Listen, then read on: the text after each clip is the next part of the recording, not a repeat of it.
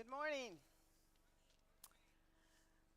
So this morning I would first of all like to just welcome all of you who are here to Fresno Pacific University and to tell you that this is indeed the day that the Lord has made. Let us rejoice and be glad in it. And I want to extend a warm welcome to you who are members of our community. I also want to welcome those who have joined us virtually. We really appreciate your participation in this summit today. To begin, I'd like to ask you, I know you just sat down, but I'd like to ask you to stand and join me in prayer as we ask God's blessing on this day. Pray with me. Father God, we thank you for the glorious creation that we see all around us in nature, in the beauty of its work, your work. I also thank you for the beauty I see in the people who are here today. God, you have knit together each one before any of their days were numbered. And so God, in your perfect wisdom, we are gathered here today to just spend time looking at different aspects of our culture, of our world, from your perspective, from your lens. So we ask God that you would bless our time, that you would bless those who speak, and that in all we do today, we would honor and glorify you. In your Son's most precious name, amen. You may be seated. Thank you.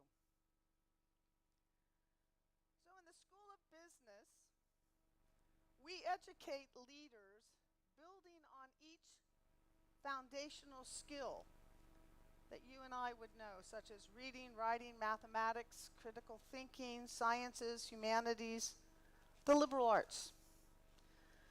The liberal arts are fundamental to educating in the Christian tradition and are a necessary component to help develop those who seek a business degree so that as Christian professionals, the accountant can think critically and critically evaluate complex tax issues.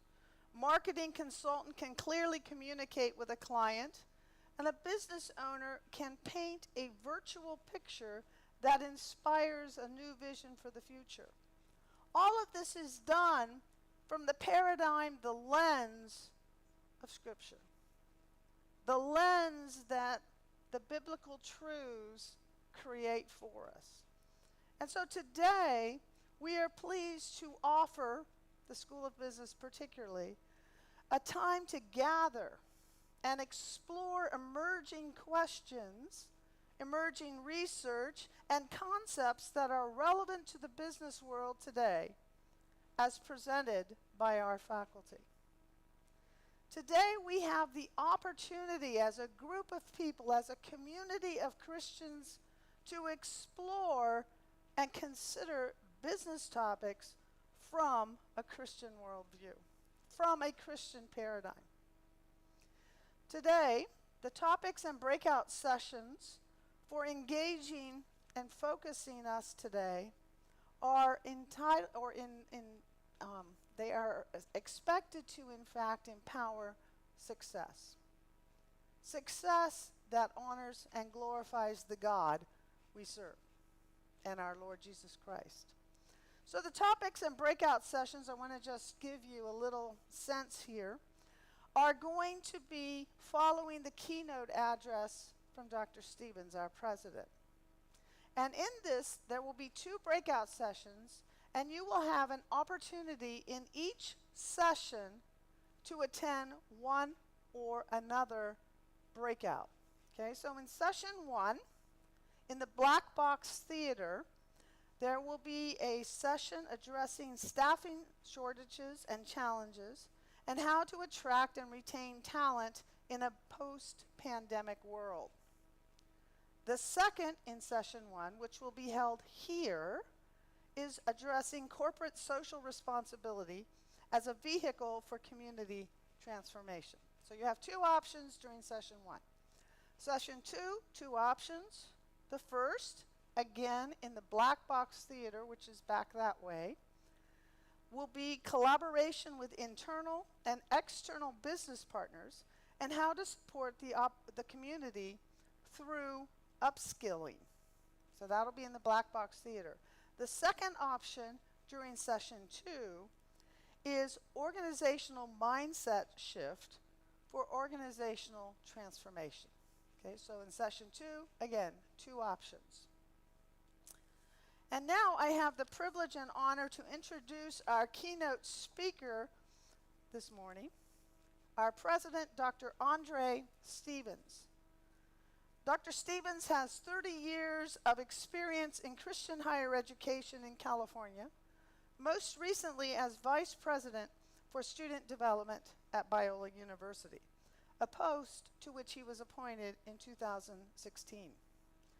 Serving in this cabinet-level role, he led a team that provided authentic, meaningful learning experiences to foster the Christian character of students through areas such as spiritual development, chapel programs, athletics, new student orientation and community life, comprising the offices of housing and residence life.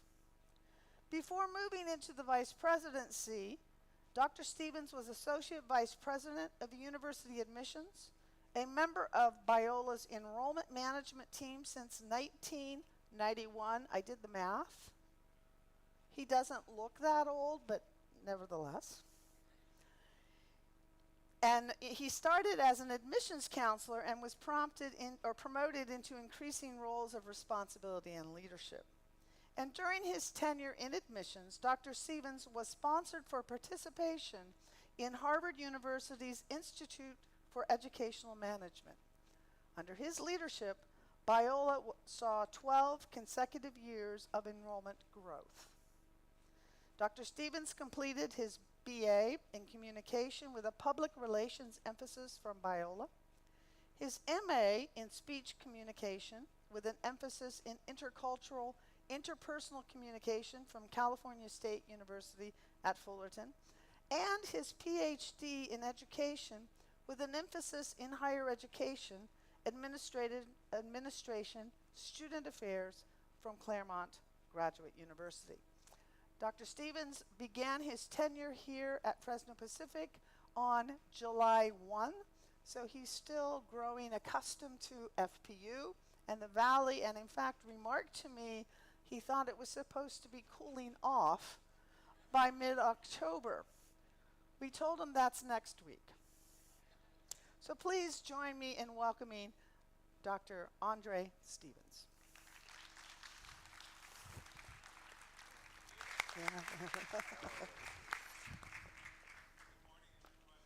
Morning. Can you hear me? Good. Good morning. So it is true. I did say I thought it was supposed to be cool. And let me just emphasize a point that Dr. Copeland just made. This is a Christian business summit, and I want to ask you guys. Remember your first job, the first job that you ever had, first real job, paid job. My first job, paid job, was as a paper boy. I was probably 10, 11, 12 years old, and I would throw the papers around, the neighborhood.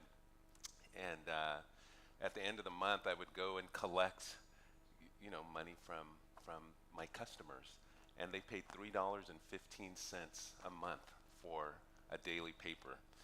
And I wasn't a good steward of that money because I would take the money and go to the corner liquor store where there was no, not what you think. I was I was only 12. I went and they had video games then, right? And I would get quarters and just play Pac-Man. Anyone remember Pac-Man? Yeah.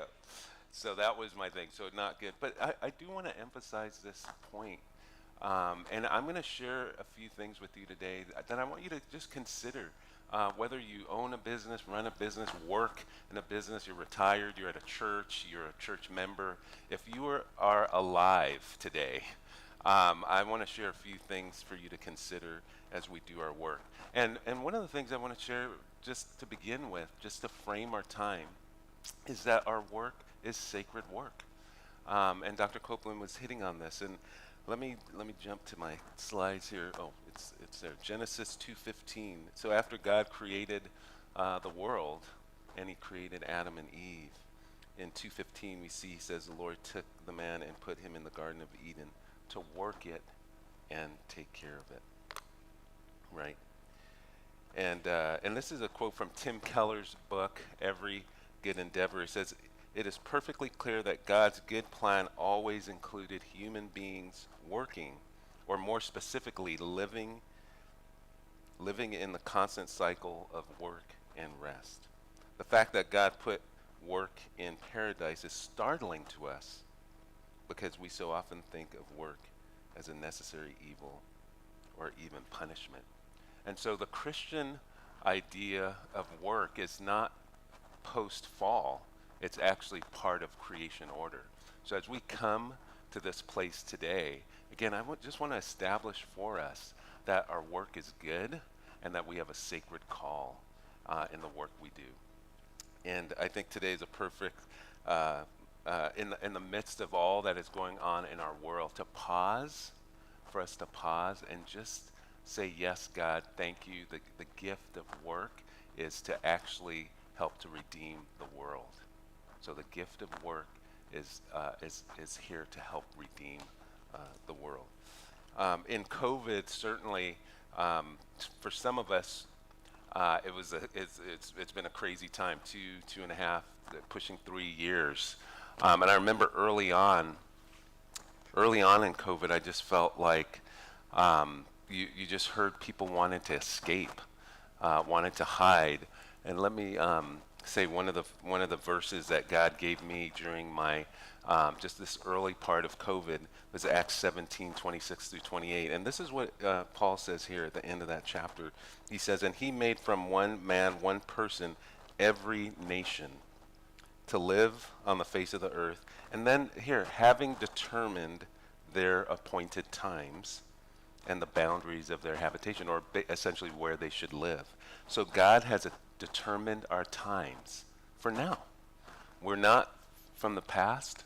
We're not time travelers from the future, but God has appointed our times for now. When I was living in LA, obviously at the time of COVID started, and there's a couple times I'm just walking and just hearing people wanting to move to different states, wanting to move off the grid. But God has appointed our times for now. I remember people wanting to really hide and hunker down. Yet I think the scripture calls us to abide, not to hide, but to abide.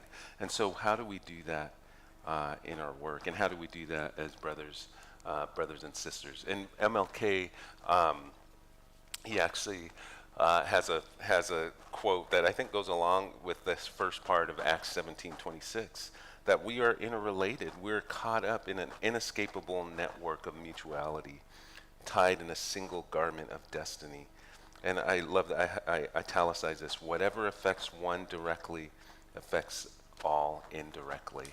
So again, we are from, Paul says, from one person God made everyone. So we're brothers and sisters here. And again, our work is good.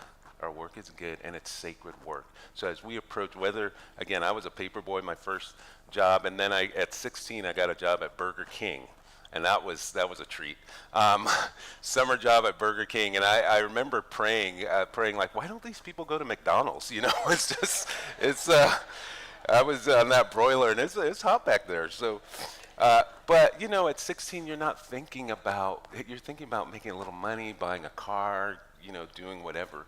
But you're not thinking of the holy and sacred call of work. But as we sit in this room today, and again, whatever your station is, you might be retired, you might be a church member, you might own your own business, whatever it is that God has appointed us for this time, and that our work has, I believe, eternal consequence.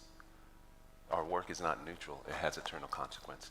So I'm going to frame a couple thoughts for you. I just wanted to establish that and let you know that where I'm coming from. I came to Fresno Pacific because I believe in the mission here. I believe that God is working to form and transform the lives of individuals, whether it's on this main campus or our regional campuses. and through the work in the community and in the region. There's so much good happening. 31 years at my former institution. We don't say its name anymore, but it's been a lot of listening and learning. And I want to frame a couple things for you, just for your consideration as you go through the day. This is how I approach leadership. I believe leadership. There's many definitions. There's a zillion definitions for leadership if you Google it. I believe leadership is positive influence for the collective good. Positive influence for the collective good. So it's not negative and it's not individual, but it's for the collective good. And I believe, again, our work is that way. It's not just an individual good, but it is a collective good. There's an Old Testament scholar named Bruce Waltke.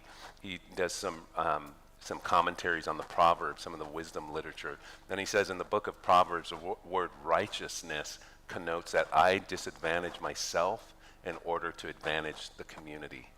I disadvantage myself in order to advantage the community. The word wickedness is I disadvantage the community in order to advantage myself. So read the Proverbs with that little connotation in mind. And so as I get into this little framework for you to consider, just think maybe there's something, a nugget of truth or good that you can take from this that would be helpful, again, in your work. So as I thought about today and I thought about you and what I would share, again, establishing this is a Christian business summit. Again, God is good. He's given us good work. He's gifted us to do good work for his redemption in the world. But I think about organizations and organizational impact. And organizational impact, organizational capacity, I would say, is the ability to produce imaginative and creative work that helps individuals and organizations to flourish and to thrive, right? So in our work, again, no matter how small or big, whether it's an organization of 5 people, 15, 50, 500, 5,000, the work that we do to have impact and to have capacity is to be imaginative. That's what we're hoping for, right? We want to have an impact, a positive impact for the collective good. So there's a little framework that I have, and I'm trying to do this clicker. Did it change? It didn't change? No. Oh, yeah, there it is. Yeah, I didn't know if to throw it over my back or, I got to point it somewhere. So this is the frame. I'm going to walk through this this morning with you. And again, I'm hoping that there's some bit of truth nugget that would be helpful for you in your organization, church, life. So this organizational impact or capacity, if you will, I just think there's a few things. Organizational identity, kind of knowing who you are. Organizational health, and I'll unpack that a little bit. Minus organizational debt leads to then organizational capacity, right? The ability to do something creative and good. So that organizational identity really has to do with vision, mission, purpose, values. There we go. So, and many of you are familiar with this, right? These are, vision is just aspirationally where you're wanting to go, where you're wanting to take your organization. Mission, like who we are. Why do we exist? Why do we exist? Our purpose and the values that we live by. And the values aren't just pulled out of thin air, right? Sometimes people, you walk into a lot of different organizations and stores, and you'll see their values or their mission on the walls or on something, placards, etc. But your values are really how you live. It's like other people can tell your values by what they observe of you, right? And so these things are just critical to have a clear organizational identity. Again, the formula here, the frame, identity, health minus debt, I'll get into, leads to this capacity or impact in the world. So let me just talk about mission statements for a second. Again, some of you will know this. It's early morning, but we're going to do a quiz in terms of corporate mission statements. And I want to also say that for some of us, it's not just a corporate mission statement, but we have individual or personal statements, whether we have named it or written it out. There's certain values and purpose that we live by. And typically, the places we work want to align with what we believe individually, right? There needs to be congruence in that. When there's misalignment, that's where there's tension and problems. And so let me just show a couple things here. Oh, there's the quiz. I already gave you the answer to that. What in the world? The clicker is sensitive, I will say that. So, okay, to inspire and nurture the human spirit, one person, one cup, and one neighborhood at a time. And that is Starbucks. There you go. There we go. Okay. Okay, to inspire and impact the world with vision, purpose, and style. Anyone? Anyone? Oh, you guys saw, I was about to give away free tuition to the person, but unfortunately it clicked. That didn't have, okay, the clicker is sensitive. Okay, let's see. To inspire, educate, and I'm putting the clicker down. Oh, who said that? Yeah, that's right. Good, good, good. This one is a little tricky. Any guesses there?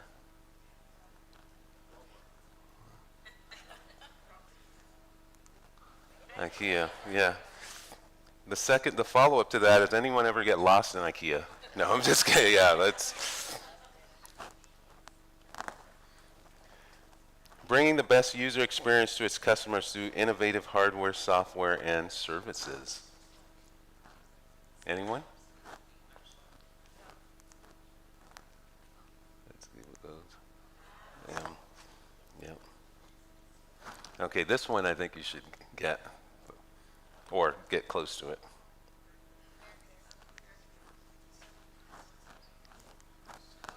JetBlue, yeah.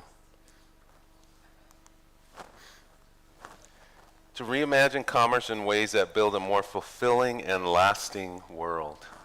This one, again, they get harder. It's just like a quiz these faculty give. You know, it starts off easy. It gets you like, oh, yeah, Starbucks. And then you get here, it's just like, oh, man, I'm going to fail this stuff. This is Etsy. So, again, do these organizations, based on what your experience with them, do they live out their mission? Right? So that's the question. Is there congruence? Based on what they say, do you believe they live that out? And so again, whatever organization you're a part of or leading, that mission, that purpose matters. I think Jesus, I mean, a lot of people say Jesus had a mission statement. It's from Luke 4. This is actually he's quoting Isaiah 61. The Spirit of the Lord is upon me because he has anointed me to bring good news to the poor. He has sent me to proclaim release to the captives and recovery of sight to the blind, to let the oppressed go free, to proclaim the year of the Lord's favor. And so Jesus was missional. It was clear what he was about. He was about his Father's business. I'm going to show you a video right now. It's just a couple minutes long. And I want you to observe each part of this video, because I'm going to give you maybe another little quiz when you see this video. And this is Michael Jr. Some of you may have heard of him. He's a comedian. But this video is called Know Your Why, so it gets to purpose. And I want you to just observe in this video, and then we'll come back afterwards and just discuss.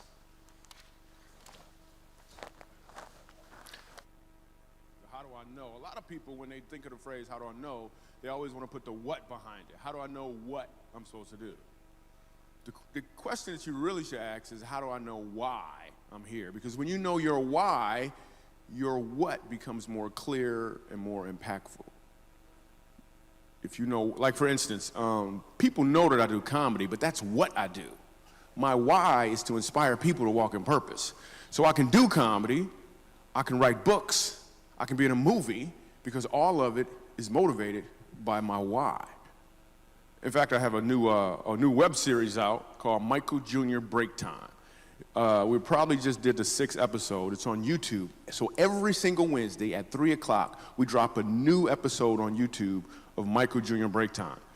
What it is it's me. I travel around the country and I do stand-up comedy, in case you didn't know. And in the middle of my comedy set sometime, I'll stop and just talk to my audience. And we've been filming this, and it's pretty cool. So we're in Winston-Salem. I'm gonna show you a clip from Winston-Salem. And I'm just talking to this guy in the audience, and he tells me that he's a musical instructor at a school. So I was like, all right, you're a musical instructor, can you sing? Let me hear you sing a song. So this is what happened at the last episode of Michael Jr.'s Break Time. Check it. So you're a musical director. Cool. Yes, sir. All right, so let me get a couple bars of like Amazing Grace. Can you do the first part of that? Go ahead. Amazing grace, how sweet the sound that saved a wretch like me. Wow. That bro could sing, you know what I'm saying? All right. Now, what you give me the version is if your uncle just got out of jail, you got shot in the back when you was a kid. I'm just saying, let me see the hood version real quick, if you know which version I'm talking about. Just see if that exists. Let me see what you got. Amazing grace, how sweet the sound that saved a wretch like me. I once was lost, but now, right now I'm found, was blind, but now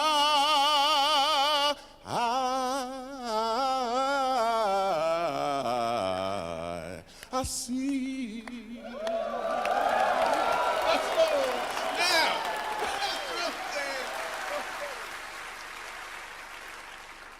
Okay.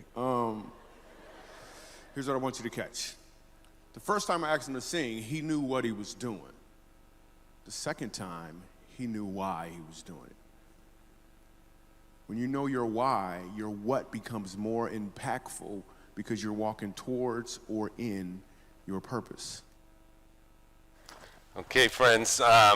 So I don't know. I'm gonna just because of time. I'm gonna just jump through this. That was awesome, right? I just went through some mission statements. We know what the mission statements are, but it's beyond the what. It's the why, right? And so when you saw him when he sang it that second time around, what did you notice in the audience? People got up. People were clapping. People were like praising him. People went over to him and hugged him.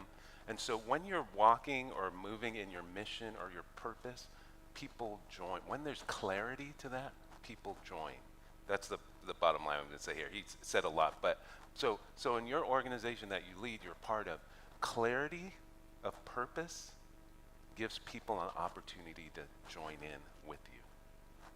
Okay, so that's just one part on the institutional identity. Again, there's a lot there: values, mission, purpose. Know your why. Know your why and live into that. Too many of us are just going through life with our what. It's easy to do. It's easy to do. But we got to live from a deep sense of purpose, especially if we believe in the sacred call, in the sacredness of our work. So this is the second part. We talked about identity. The second part is organizational health. Some of you know Patrick Lencioni and his work. He says the single greatest advantage any company can have is organizational health. Is organizational health. And what is organizational health? Well, it's composed of tons of different things, but I'm going to highlight a few here. One is just good relationships, just honest, good interpersonal relationships, commitment to the vision, commitment to the mission, resilience. There are things that we're going through that's difficult, external as well as internal challenges. But how is there, I would say, a collective or corporate resiliency? Emotional intelligence. Do we know how to navigate these relationships? Do we know how to engage with people maybe who are different or something that's hard for us? Empathy, the ability to just be in another person's shoes and understand where they're coming from. Psychological safety and positive energy, right? I'm going to touch on psychological safety in a second, but positive energy. They talk about, some of the research talks about some organizations get into vicious cycles and they can't get out. It's just like a spiral almost downward.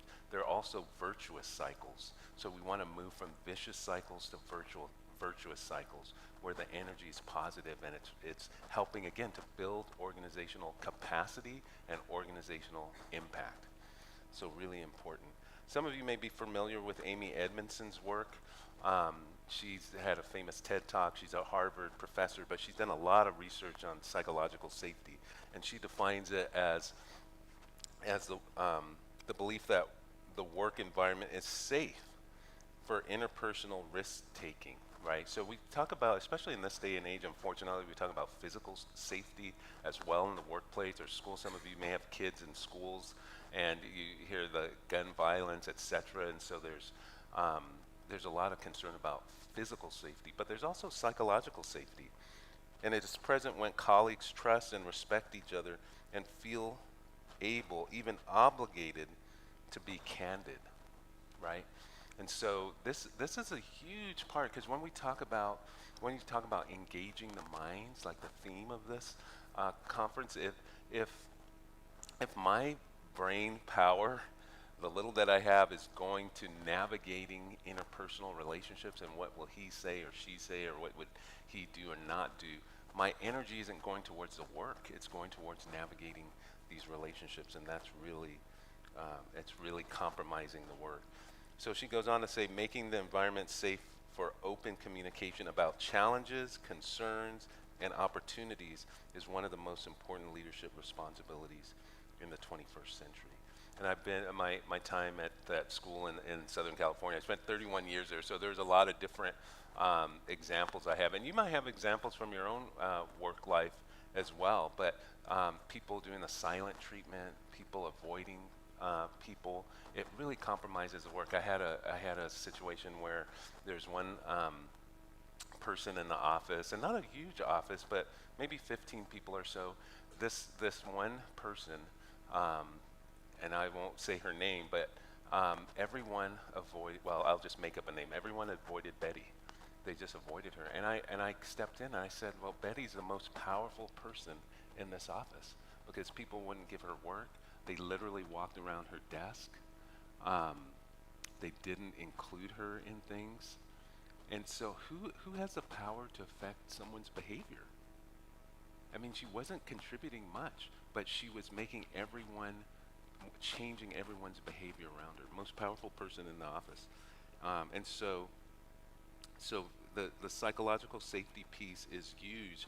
Amy Edmondson did a lot of research in a lot of organizations. Some of it is focused on the healthcare industry, actually, and in hospitals. And so the research says that hospitals that have the most, I forget what she calls it, like infractions or reporting where things are wrong, are actually the best hospitals, because they're not hiding. The hospitals that actually report low mistakes are actually hiding or covering the mistakes.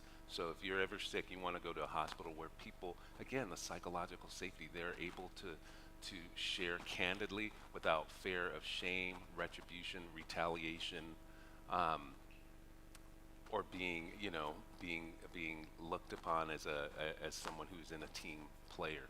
So you want to be in this environment or create an environment where candidness is actually valued and encouraged, because it actually, again, it helps in organizational trust. It helps in capacity building. So that is again, organizational health. And these things, I'm just touching on these things because they're just so, there's so much here. And then organizational debt. This is huge, and this is not debt like financial debt. Organizational debt has to do with what is defined as, let's see if this switches. The accumulation of changes and decisions leaders should have made but didn't. So this is not financial debt, although that is a thing. But this is like decisions should have been made, and the leaders or the group didn't make them for whatever reason, good, bad, right, or wrong. But over time, this accumulates, and this could be people or processes that weren't addressed. So, for example, if we're still using paper to, yeah, but yeah, you're already laughing. I love it. You're still using paper when you should be maybe using it like your iPhone to do whatever, or check in or digitize. That is a debt. At some point, it's gonna catch up with you. Another way of saying it. Let's see. Got it there. Yeah, another way of saying it here is people and or processes that have not been addressed in a timely manner. And over time, someone or someones will have to pay the debt, right? And so that happened to Betty. It's like for years, like Betty just didn't get there overnight. For years, no one went to Betty and held her accountable for her work. And over time, her lack of work or poor work just changed the dynamic of the office. Now it's interesting, in this situation with a person, the research says like if there's 10 people working and one person is, let's just say a bad apple, the work of everyone is compromised, right? Again, because your mind is going to navigating Betty and engaging or not engaging, and so the work is compromised. You remove the person, and the research says you don't even have to replace Betty, but the work of the 9 becomes like 15 because they're just released to do this work. So this is a really important concept here, and I don't know, again, if you guys can think of your own work life experience, that there are things and people, again, it doesn't have to be people, I mentioned Betty, but it could be processes that need to be addressed, and it's kind of like deferred maintenance, right? It's like you fix it when it's a small thing, or else if you wait too long, the debt or the accumulation of it, it's almost too big, like it's going to be too large or overwhelming. So important concept, again, in organizational capacity and impact. The longer you let this debt accrue, it compromises the work that you're trying to do. And there's always some level of debt, right? We're not perfect. Organizations aren't perfect, but you got to be clear-minded about it. Again, organizational capacity and impact is really the power to do beyond what seems possible. And you see this a lot in sports, I guess is one analogy. You see these teams that have, they may not have the best player, the most talented player, but they're clear in their mission and their focus. The health, the relationships on the team are healthy, right? They deal with things. There's minimum debt, and these teams, like, they outperform the teams that in professional sports with the highest paid salaries, right? And the MVPs, etc. They just go beyond what seems possible. And so I just want to encourage you again in this framework here. I just think it's as we talk about empowering. Engaging our minds and empowering for success. I think this framework helps. It's helped me to, as I lean in, certainly here, my work at Biola, to think about a clarity of identity. And again, some organizations have that down pat. You have to build a culture. What I'm arguing here for you guys is creating the conditions for success. How do you create the conditions for success in your spheres of influence? Whether it's a church or business, whether you're the owner, the leader, whether you're a worker, what does it mean to contribute to making an environment that creates the conditions for success? Part of that is identity, knowing who you are and the why behind it. Secondly is organizational health, those relationships, emotional intelligence, psychological safety, positive energy, these things that just that really contribute to a virtuous cycle, not a vicious cycle. And then dealing with organizational debt, like people or processes that are It's like I'm not a big fan of I don't like flying really, but if you and don't ever give me a trip on a hot air balloon because I would never do it. But just the image of a hot air balloon with the weights, and it's not being able to get off the ground because the debt is holding it down, or a sailboat that has an anchor and it just needs to be pulled up. And some people, especially as Christians, sometimes we just feel so nice, like we don't want to hurt the person, but what you're doing is hurting the organization, and you're compromising the mission. And so just really important. So this is, to me, how we create capacity and then impact. And again, I believe this capacity and impact is to make, is with God, God's plan to redeem the world. Let me end here because I think my time is running out here. So a couple things just as a some closing thoughts. One, Arthur Ashe, many of you know, just a world famous tennis player, first African American to win Wimbledon. And he says, true heroism is remarkably sober, very undramatic. It's not the urge to surpass all others at whatever cost, but the urge to serve all others at whatever cost. And I think this is going back to my opening slides. Like, again, God has given us work as a redeeming purpose in the world. And what does that look like? Well, it's service. It's love. And I don't think if you're a leader or if you're a worker and you don't love, I think, how do I say this politely? I just believe God has called us to love well in this season of life and leadership. And in fact, I'll just quote First John 4:7 here. Dear friends, let us love one another, for love comes from God. Everyone who loves has been born of God and knows God. Whoever does not love does not know God, because God is love.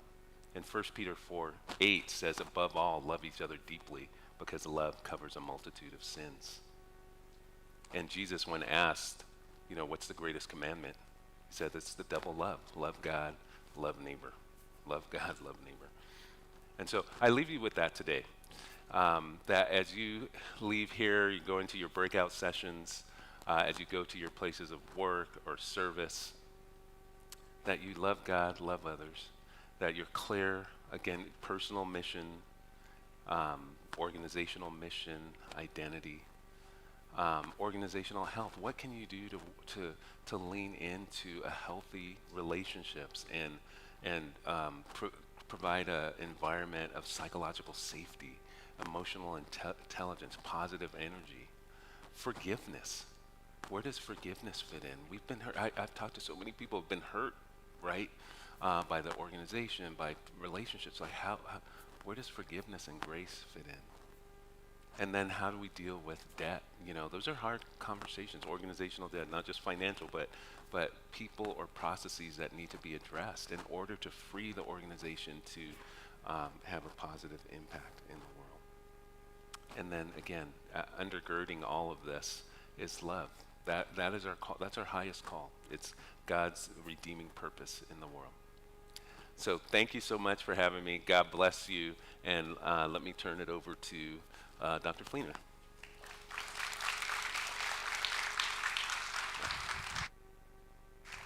Thank you so much. Thank you. Thank you.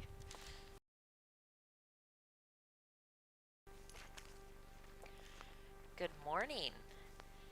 How's everyone's morning starting so far? So far, so good. All right, fantastic. Well, thank you so much for being here, for joining us, for giving us your Friday morning. Thank you to Dr. Copeland for kicking us off, getting us started.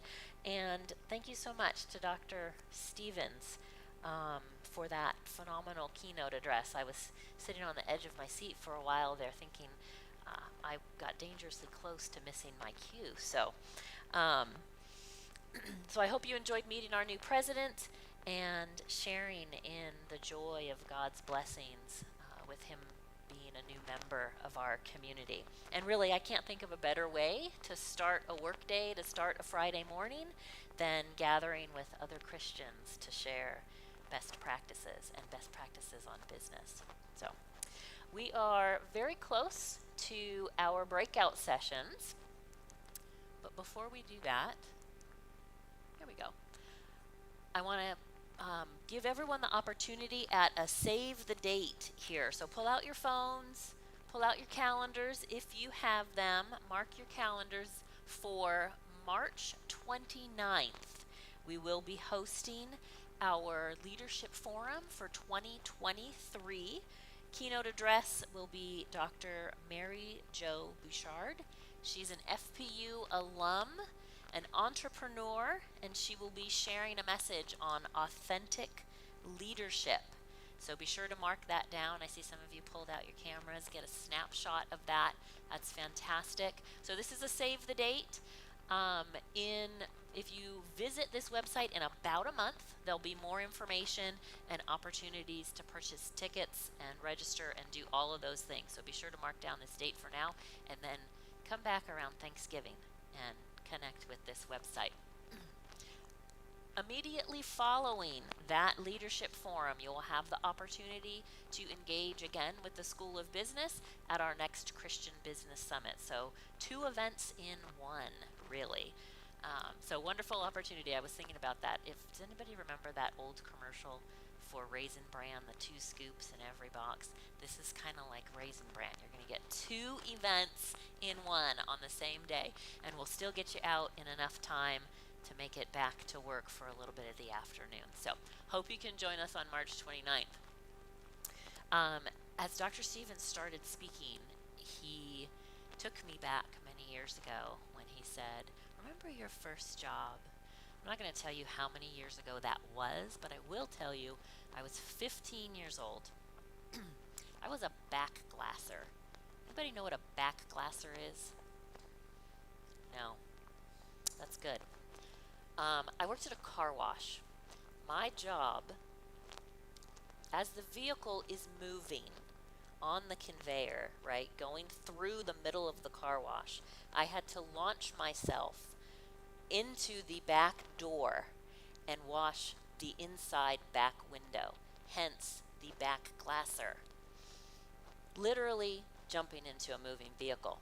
And then before it reached the end, I had to jump out and get ready to go back to the next one. So I didn't last very long. My manager quickly realized I was probably more suited for the cashier's position inside than jumping in and out of moving vehicles. But that was a little bit of a blast from the past, so that was fun this morning. And I quickly realized that I needed a different career path as well. So I'm so happy to be here in this capacity. But if you do need your back window washed, I can take care of that for you. So just visit me afterwards. Okay, on to our breakout sessions. So we are going to take just a short break as we move into our breakout sessions. So our breakouts will begin at 9:30. If you are attending the staffing shortages and challenges opportunity, that will be in the Black Box Theater, which is out these doors and on the left-hand side. In this room, in the main auditorium, you will be hearing about corporate social responsibility as a vehicle for community transformation. So you're welcome to stay in here for that presentation or join us in the Black Box for our other presentation. With that, enjoy your break. Restrooms are this direction. Black Box Theater is this direction. Everything through these doors. And we will see you back in about 8 minutes.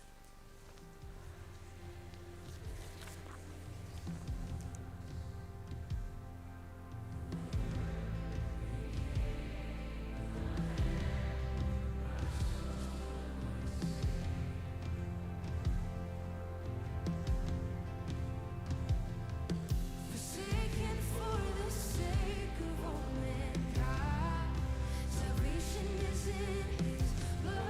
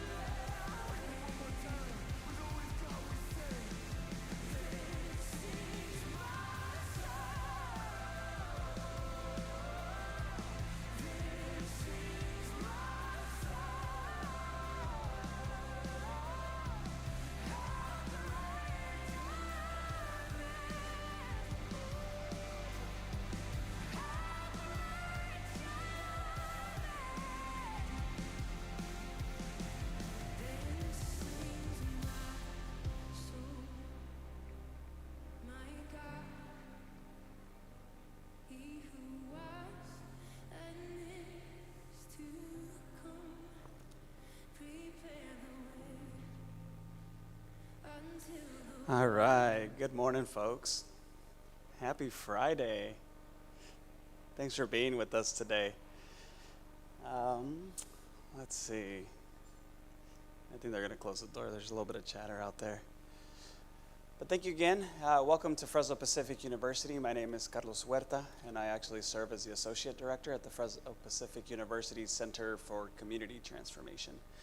I'll tell y'all a little bit about our work here in a bit, but actually I want to frame where we're going today. And clicker, be my friend. Thank you. So welcome. Just so you know, you're in the Corporate Social Responsibility Workshop for Community Transformation. And again, a lot of our work here at our center, partnered with our School of Business centers. Okay, I have to ask, is that distracting to y'all? All right. How about this? I'm going to close it. Do you mind? All right. They're just having so much fun out there.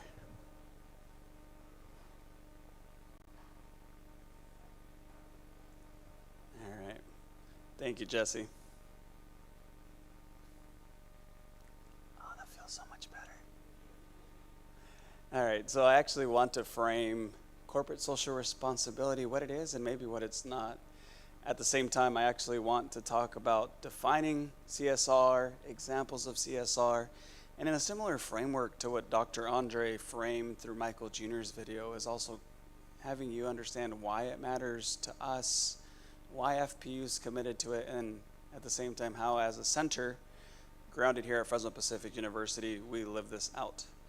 One thing I will note is I have been losing my voice since yesterday, and so forgive me if it sounds like I'm hitting puberty again. I am not. But I am hanging in there with my voice. So let's, this clicker is sensitive. Be my friend. All right. So you have a definition here in front of you of what corporate social responsibility is. What does that even mean?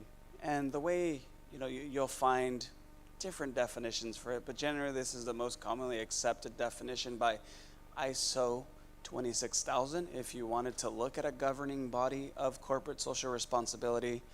But this is a self-regulating business model that helps a company be socially accountable to itself, its stakeholder, and the public.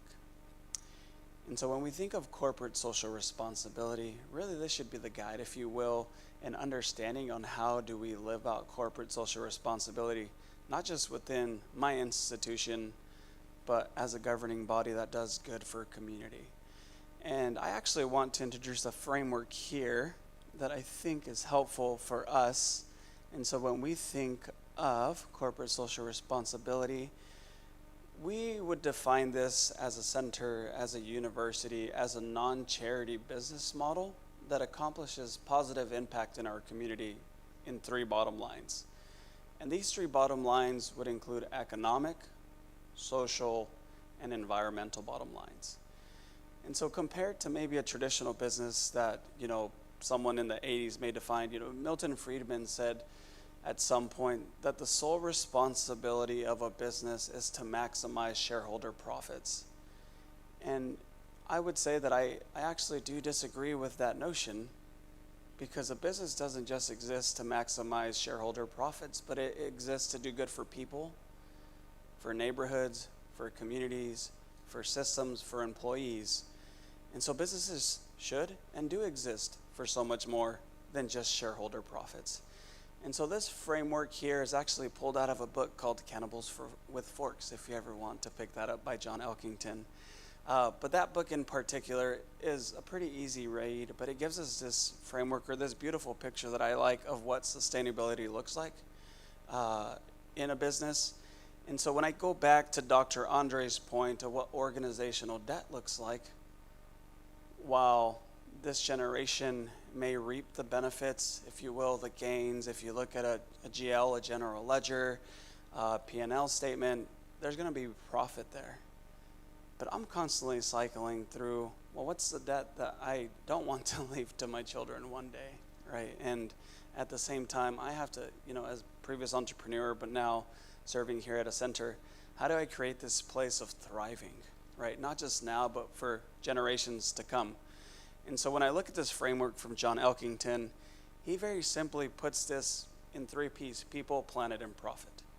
right? And so as we go through today, part of what I'd actually ask you all today to do is contextualize this in your context. I'm going to give y'all very specific examples, one defining corporate social responsibility, but on the other end, how FPU lives out CSR and how our center here at FPU also lives out corporate social responsibility.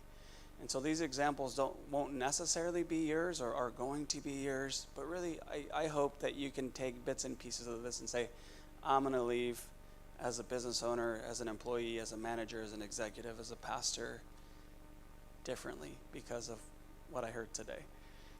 And so let's move on beyond framework. So there are 4 pillars of corporate social responsibility. And again, if you wanted a governing body for this, ISO 26000 is the thing to look at internationally. And they actually use 4 pillars to define what corporate social responsibility is. And so businesses, entities could incorporate 1, 2, 3, or 4 of these, right, to define their corporate social responsibility.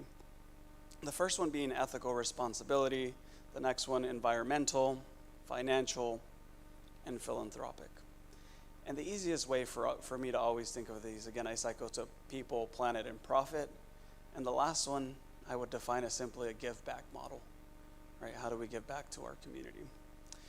So let's look at this first slide here. So when we look at ethical responsibility, we're thinking of people. People that sometimes you may hear the phrase human-centered design. This comes out of IDEO and Stanford, the Stanford D School, and their design thinking framework. But here on the left side, you'll have some definitions, and I'm going to do this for each of our examples today, so the people, planet, profit, give back models.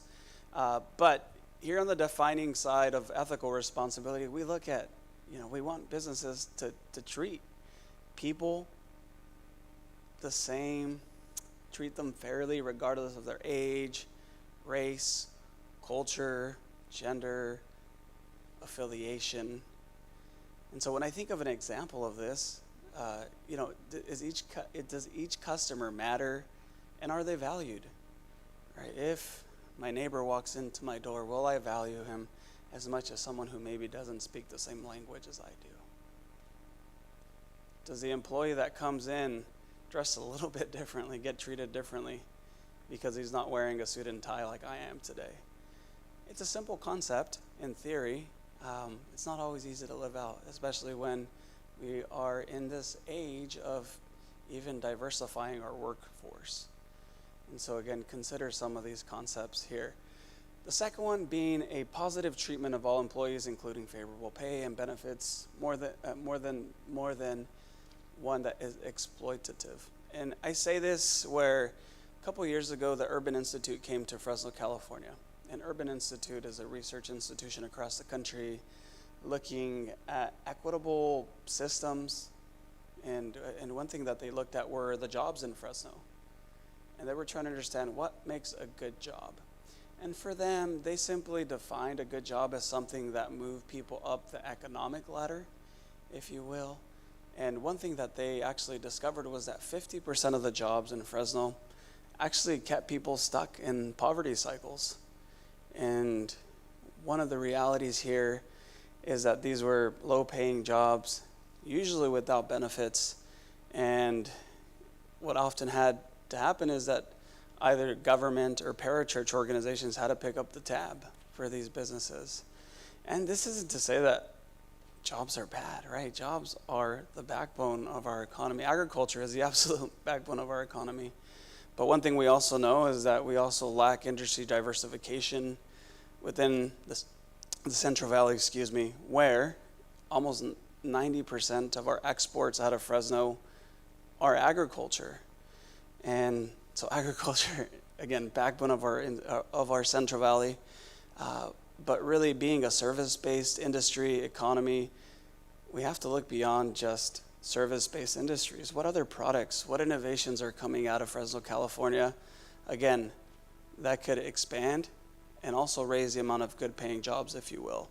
And again, really the idea behind a good-paying job was, does it provide enough for someone to provide for their family and thrive? Is it the benefits that they need to take care of their family if an emergency happened? right? Where they don't have to turn to something like a payday lender in their neighborhood. You'll often hear me talk about payday lenders, and just know most of us probably have a credit card federally secured between 9 to 30%. Payday lenders do business in neighborhoods, often poverty neighborhoods where banks don't do business. And they're charging APRs around 459% on average, taking advantage of our neighbors. And it's really expensive to be poor in the Central Valley. And so again, what does a good paying job look like? And so when I think of businesses, obviously they have to very much be mindful of the bottom line. But if we're looking at business in a corporately or socially responsible way, how do we put people at the center of this? Not just our customers, but also our employees. And then the last one being, using vendors, suppliers of different races, genders, veteran statuses, and economic statuses. And to be honest, sometimes it's really easy to do business with people that look like us, talk like us, and serve like us. And so again, how are we being mindful about doing business in community, especially given opportunities to even our startups? Some of our most successful entrepreneurs in our city had very humble beginnings. And it took, and y'all will hear me say this a lot in my entrepreneurship classes here at the university, but I'm from this little big town of Carruthers, California, 1,800 people. Life for us was like 5 cars behind a tractor on a one-way road. And if I needed to get something done, I'd ask somebody, and they're still like, I know a guy, Felipe lives down the street, turn right on the cow, and then you pass 2 trees, and you're at his house, and he'll fix your dishwasher, right? And our business community very much is the same. It's who do you know? How do we build those connections? And so again, being mindful of not just experiencing success, but how do we create opportunities for other folks? I think there's enough pie, and we can always make more pie, right? And so again, opportunity, mindfully being able to do business. The next topic here is planet, right? And again, when we think of these 4 pillars of CSR, this one very much focuses on environmental responsibility, but how we reduce pollution, waste, natural consumption in the world. And when I think of alternatives, right, there's this big push in California for electric vehicles, right? We're still debating whether we're going to have enough infrastructure to support that, right? However, I don't really get hung up on that now, where really there are alternatives to reducing pollution in our city, whether it's carpooling, transportation, or public transportation, riding a bicycle. I don't know. I live 5 minutes down the street from here, so it's pretty easy for me to commute here. But I can't speak for everyone. But really, again, considering what are alternatives to what currently exists. One of the words that you may have seen in the intro slide here was this concept of innovation, right? Just because we've always done things a certain way doesn't mean we have to do them that way forever. There's new research, new products, again, new efficiencies that we can tap into as institutions.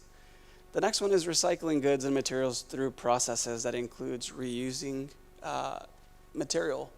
I think of a business that we've helped start here called Good Steward and Good Fill. And really their whole mission is how do we reduce green waste how do we reduce waste through green practices in our community? So most of what they sell either is reusable, it's been recycled, or it doesn't contain plastic packaging, right? And so I know it may seem, we used to see the Save the Turtle campaigns all the time, right?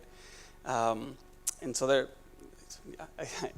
those commercials, they come back to me in many different ways. But when I think of this reducing plastic waste, one of the realities here in Fresno is that our landfill is full, right? Now, if I'm dumping anything, it has to go to Kerman. And at some point, I have to be able to consider, what does this mean for my children once the Kerman landfill is filled, right? Are we, and at the same time, waste is hazardous, right? You don't build neighborhoods next to big dumps.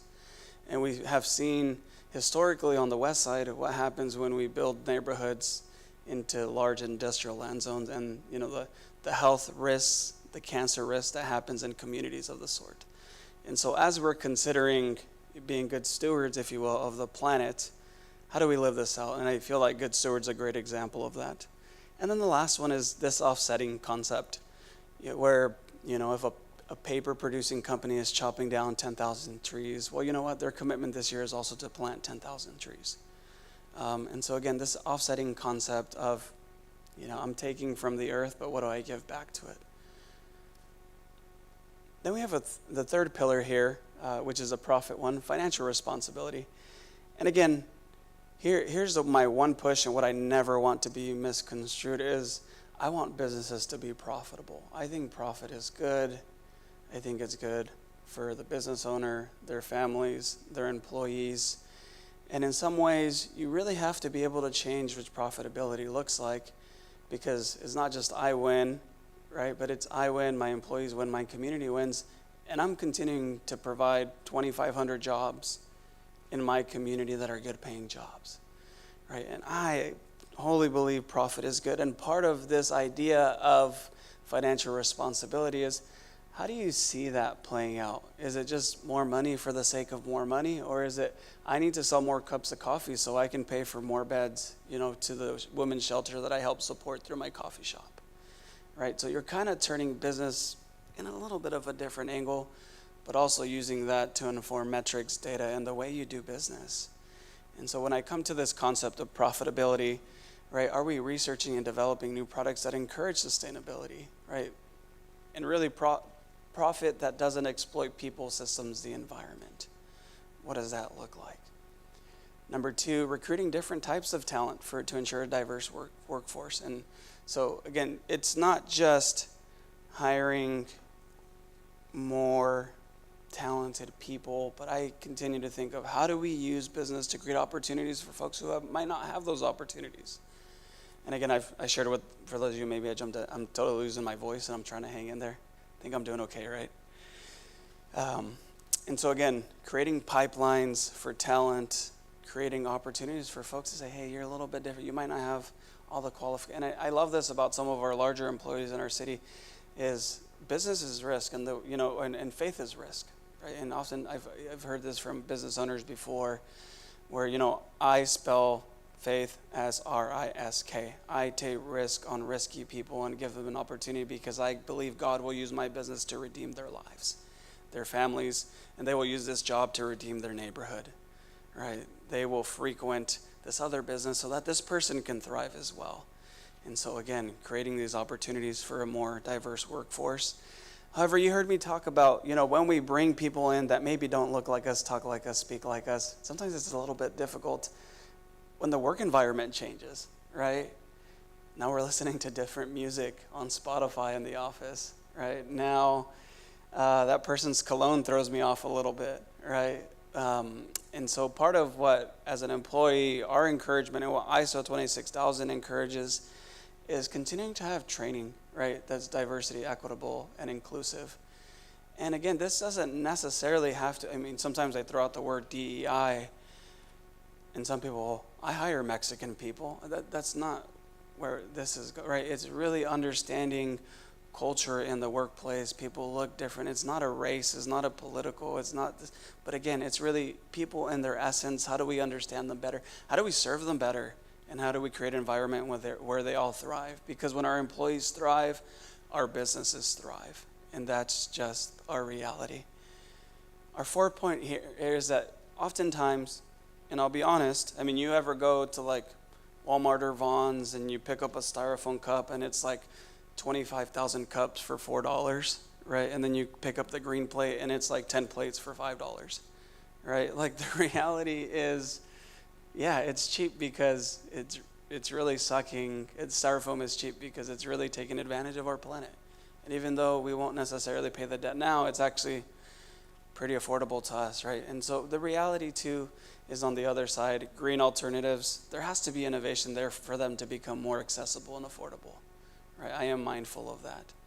But as an entrepreneur, as a business owner, as anyone who stewards an institution, what are some of these practices that we could consider that may be more ethical, if you will, on an environmental stewardship side? And again, it's going to cost more, and I acknowledge that. And then finally, transparent and timely financial reporting. And this is just personal practice of mine, of our centers, but also I've seen institutions do this really well, where do you do what you really say you do, right? Or are there kind of these hidden smoke and mirrors, right, where you might be exploiting systems in a certain way, but you can hide them because you wrote them a little bit differently, right? And so how do we understand what a business is really doing and the benefit that they are providing to our community? And then our last one, I mean, this one's pretty straightforward, but it's philanthropic responsibility or a give back model. And the first one here is simply a company donates profits to charities or causes it believes in. And so the one org that I think of is Ampersand Ice Cream. I mean, there's so many in our Central Valley that give back and are so generous. And, you know, our work at the CCT exists because we have so many generous businesses that give to our work. And I think of Ampersand small model ice cream. I think they have 3 ice cream shops now, but they choose a nonprofit a month, right? And say X amount of the sales of our Sundays go to supporting this charity, right? And it's a simple model. And one thing that, I mean, on a practical standpoint from a business owner side is like, if you're going to donate $1 per cup, you know, you very easily could build that margin into the sale of every Sunday, right? Raise the price by $1 and you gave an opportunity for someone to enjoy ice cream, but also to unlock their dollars to do good in community. So it doesn't necessarily mean that you have to sacrifice your bottom line for the sake of it, but you create a mechanism, a vehicle for doing good in community. The second one here, being a company only enters transactions with folks that are aligned with their values. And again, this one's tricky, right? Because you could say that person doesn't value, oh man, where do I really want to, I could go so many ways with this one, right? But in the gist, right, of understanding it, just because they believe something a little bit different, I'm not saying just because of that, but if they're just, you know, we do not believe, you know, that people of color belong in the workforce, right? I'm not saying someone says that, right? But that's a clear violation of my values and my company's values, right? And if someone's going to hold strong to that, I'm probably not going to patronize them, right? I'm probably not going to do business with them. And obviously subjective in nature, but you know, there should be a process to understanding who we do business with and who we do not do business with. The third one here is, you know, companies supporting philanthropic endeavors through time off or matching contributions. I used to chair a group here in our city called Next Gen Philanthropy. And a lot of what we did was encouraging young professionals. They'd all pay $1,000 to be part of Next Gen. And then, you know, with 50 members, we were able to do 2 $25,000 grants to 2 nonprofits in the city. But part of what we encouraged our young professionals is, would your company match your contribution? And most of the time, companies did. And you know what that did? That increased the number of checks. That increased the amount that we were able to give a nonprofit that year as we vetted them through our process. And it also gave an opportunity for our young professionals to be exposed to philanthropy. And again, this is what companies did in this space. And then finally, a company sponsors fundraising events or presence in the community. And this is something I think of my church constantly, or even CCT, that if we left our community, would my community notice? And that's a scary thought sometimes, because you're like, okay, but I, you know, in my heart, and I know because we are so neighbor friendly that my neighborhood would notice. But how many businesses exist in our city that folks might not know they exist?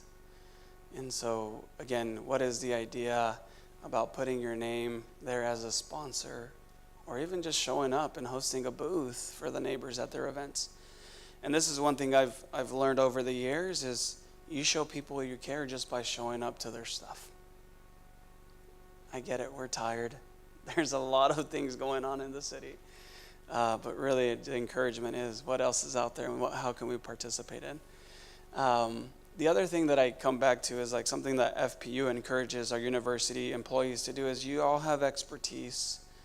And part of what they don't want faculty or staff to be in is in the classroom all the time and just kind of thinking theoretically all the time. But how are you engaged on the ground and advising and supporting other institutions? And so serving on boards, you know, I serve on a charter school board currently.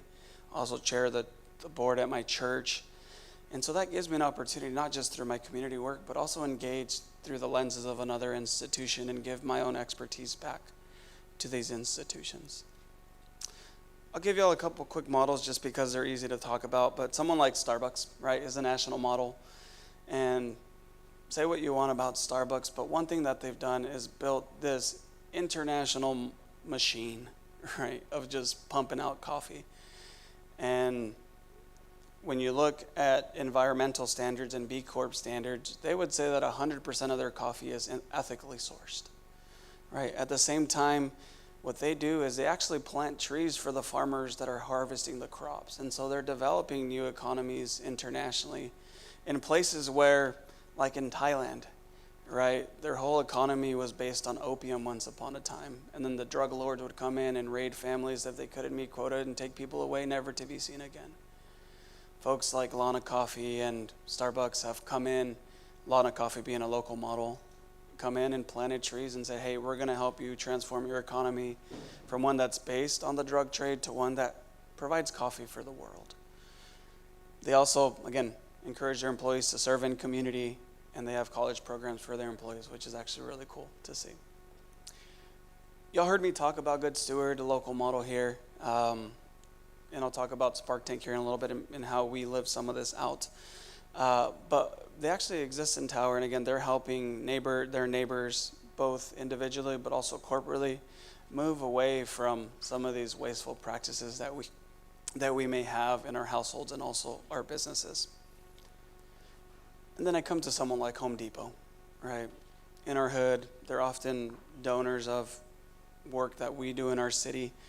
But, last year, in 2020, they actually increased pay on their budget by $2 billion, which is nuts to think about how much money they could keep pocketing if they really wanted to, right? But, there was a lot of push when some of their financial practices were exposed to actually be more people-centered.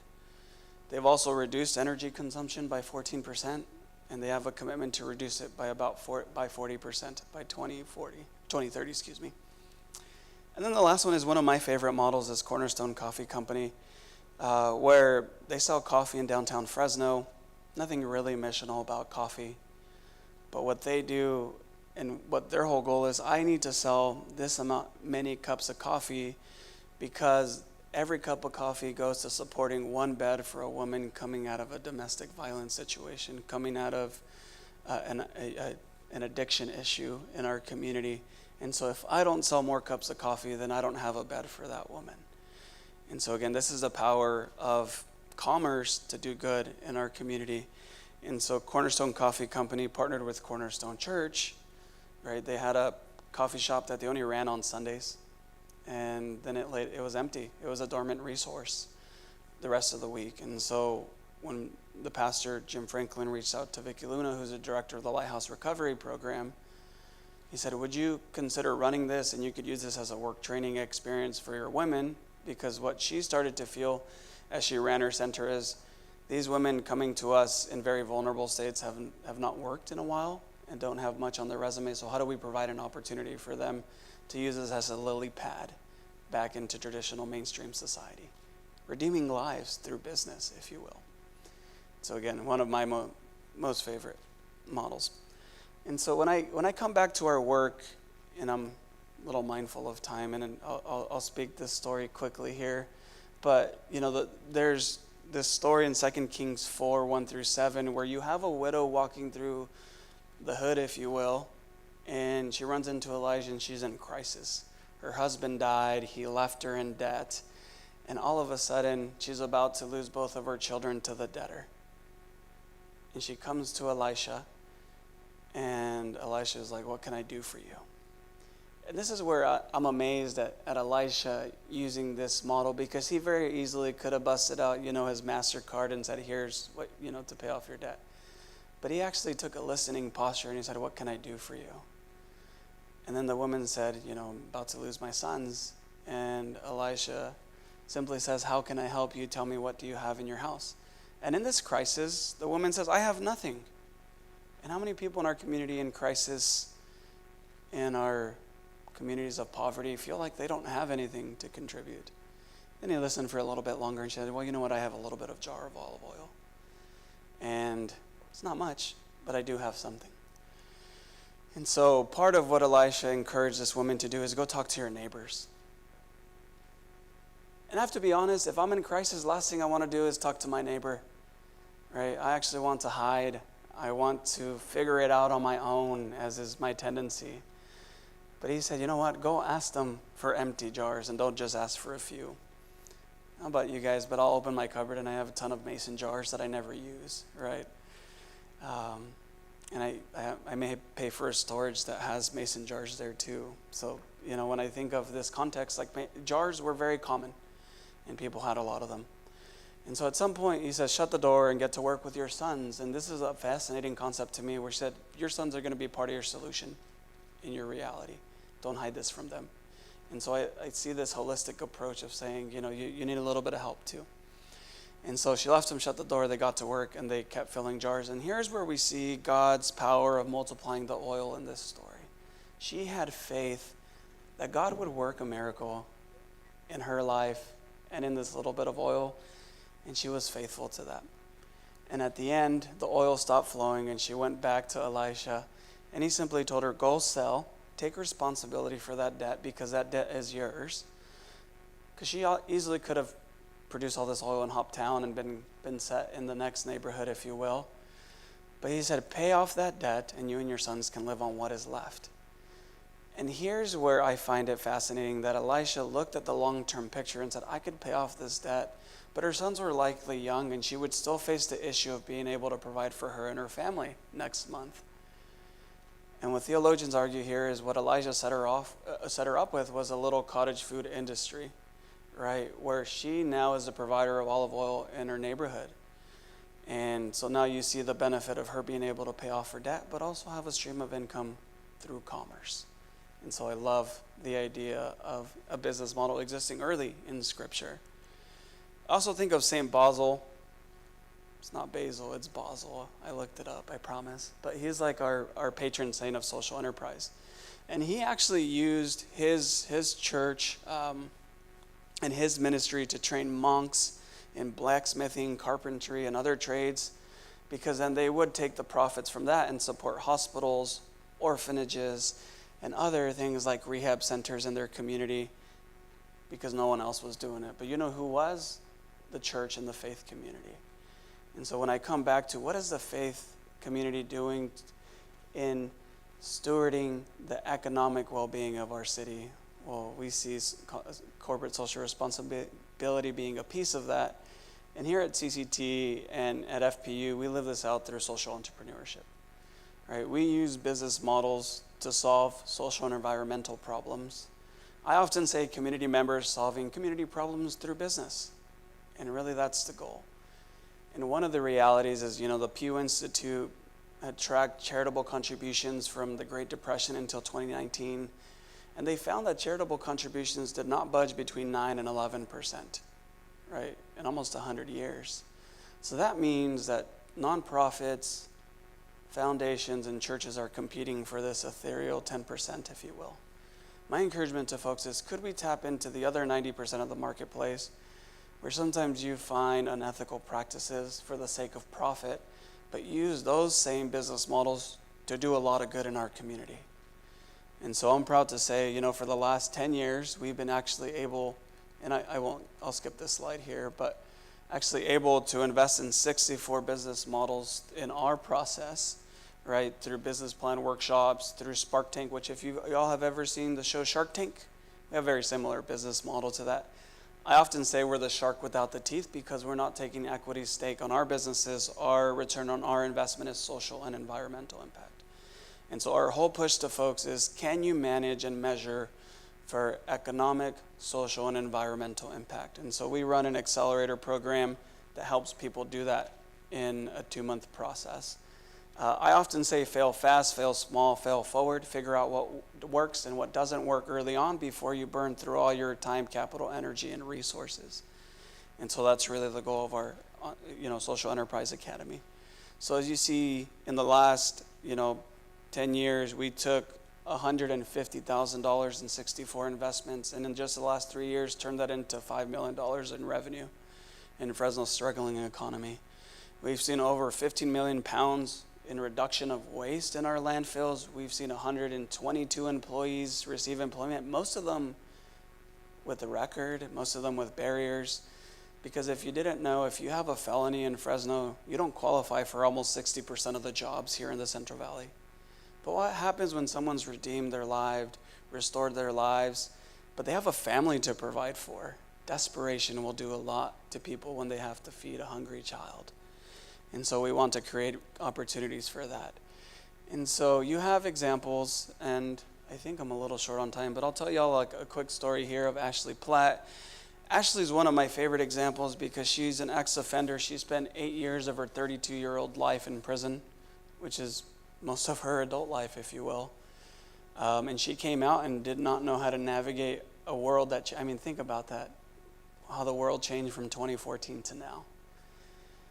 And she was locked up, and she came out and had a hard time navigating, but she is a go-getter, she is motivated.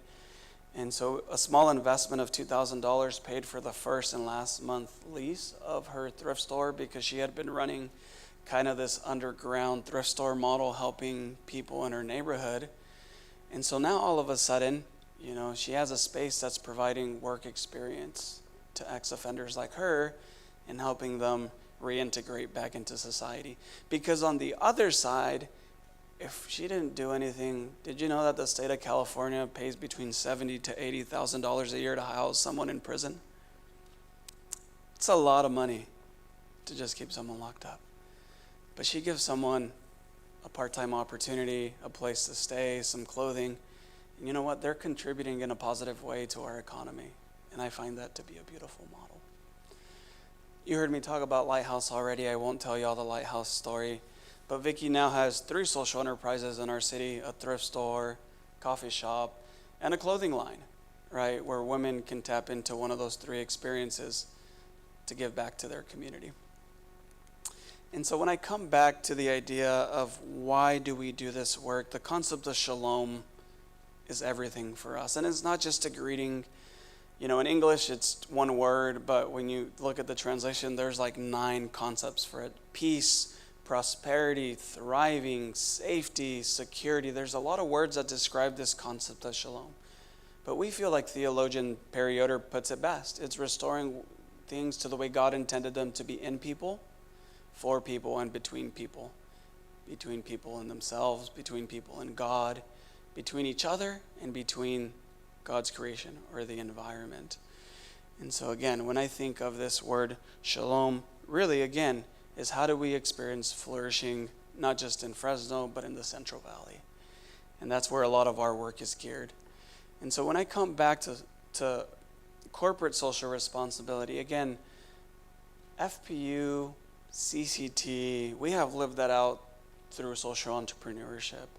We have lived that out through a lot of our other initiatives where we steward resources and look to unlock dormant assets in institutions and people. And so what does this look like for y'all as you leave here today? What are the implications for people, our planet, the profit, as well as the give back models, and what can we lean into? And so I'm actually at time. And so I appreciate you taking this time this morning with us. If y'all don't mind, can I pray for us as we leave today? And then I'll transition us into our break.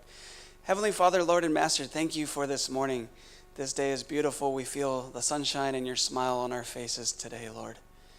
Thank you for the space that Fresno Pacific University and the School of Business has created to come and learn about how you're redeeming lives, how you're redeeming systems, how you're redeeming this earth to your holy call, Lord. And so as we leave today, we pray for more and more of your Spirit to come in us and go before us and lead us and guide every step of the way, Lord. And what that means for our business models, what that means for our own personal lives or institutions, Lord, maybe we're not sure right now, but we give those plans to you, Lord. So give us hearts to love what you love and to love your people and neighborhoods in our city, Lord. And just thank you for this space again. We bless you, Lord. Amen. So thank you. Thank you, everyone. I will note we're on break, and so you do have 2 other sessions that you'll see up here. But again, my name's Carlos Huerta. Have a fantastic Friday, everyone.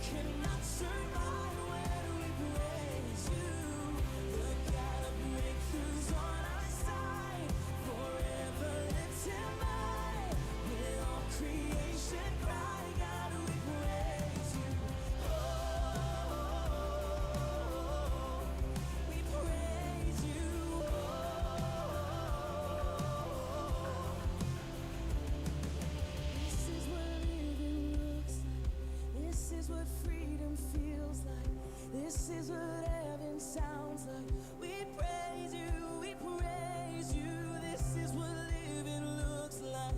This is what freedom feels like. This is what heaven sounds like. We praise you, we praise you. This is what living looks like. This is what freedom feels like. This is what heaven sounds like. We praise you, we praise you. This is what living looks like. This is what freedom feels like. This is what heaven sounds like. We praise you, we praise you. We'll see you break down every wall. We'll watch the giants fall. Fear cannot survive when we praise you. The God of breakthroughs on our side, forever lifted high. With all creation crying, God, we praise you. We'll see you break down every wall. We'll watch the giants fall. Fear cannot survive when we praise you. The God of breakthroughs on our side, forever lifted high. With all creation crying, God, we praise you. Oh, we praise you. We praise you. We praise you. We praise you.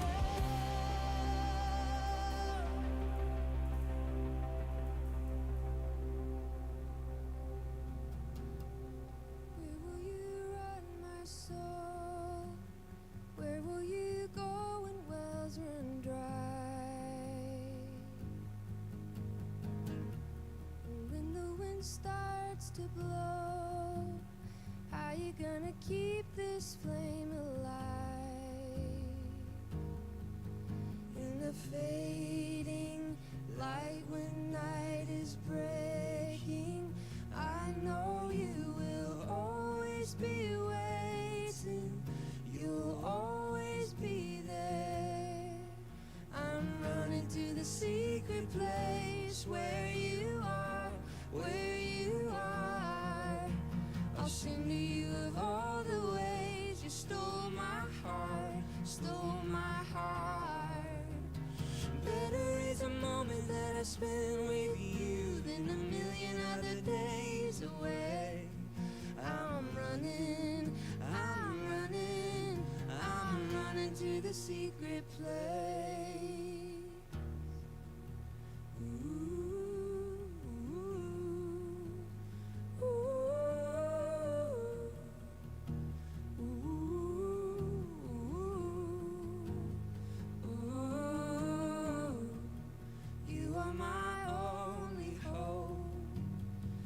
are the rock on which I stand. And you will not let me go. I know that I'm safe inside your hands. In the fading light when night is breaking, I know you will always be waiting. You'll always be there. I'm running to the secret place where you are, where you are. I'll sing to you of all the ways you stole my heart, stole my heart. Better is a moment that I spend with you than a million other days away. I'm running, I'm running, I'm running to the secret place. Good morning. Hope you can all hear me. Welcome. Such a joy to have you here. It is my privilege to introduce myself.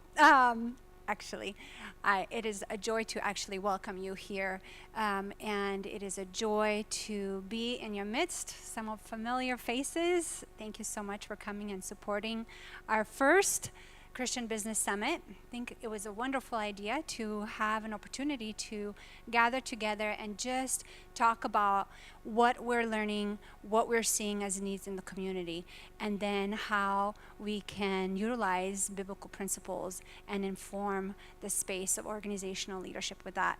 My name is Suzana Dobrich-Weiss, and I am the program director for the Masters in Strategic and Organizational Leadership. I know some of my students are here. Welcome.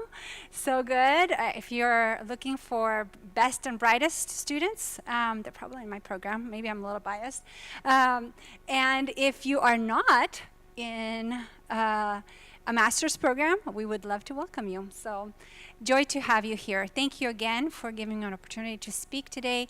Today I'm going to be talking about something that's very important, I believe, and that is organizational mindset, and specifically talking about the shift that needs to take place in our organizational mindset in order for us to have organizational transformation. So, what is organizational mindset? Well, one of the reasons why I love studying business and leadership, because as a foreigner, I need always to translate things. And organizational mindset literally is mind that is set in a particular way. The good part is that it often can change. It just takes a specific effort to be able to do that. So organizational mindset is literally the way we process and think things through. So it's a frame of mind. Some people refer to it as an attitude. Some people refer to it as lens, right? A lens that we're going to use to look at the world around us.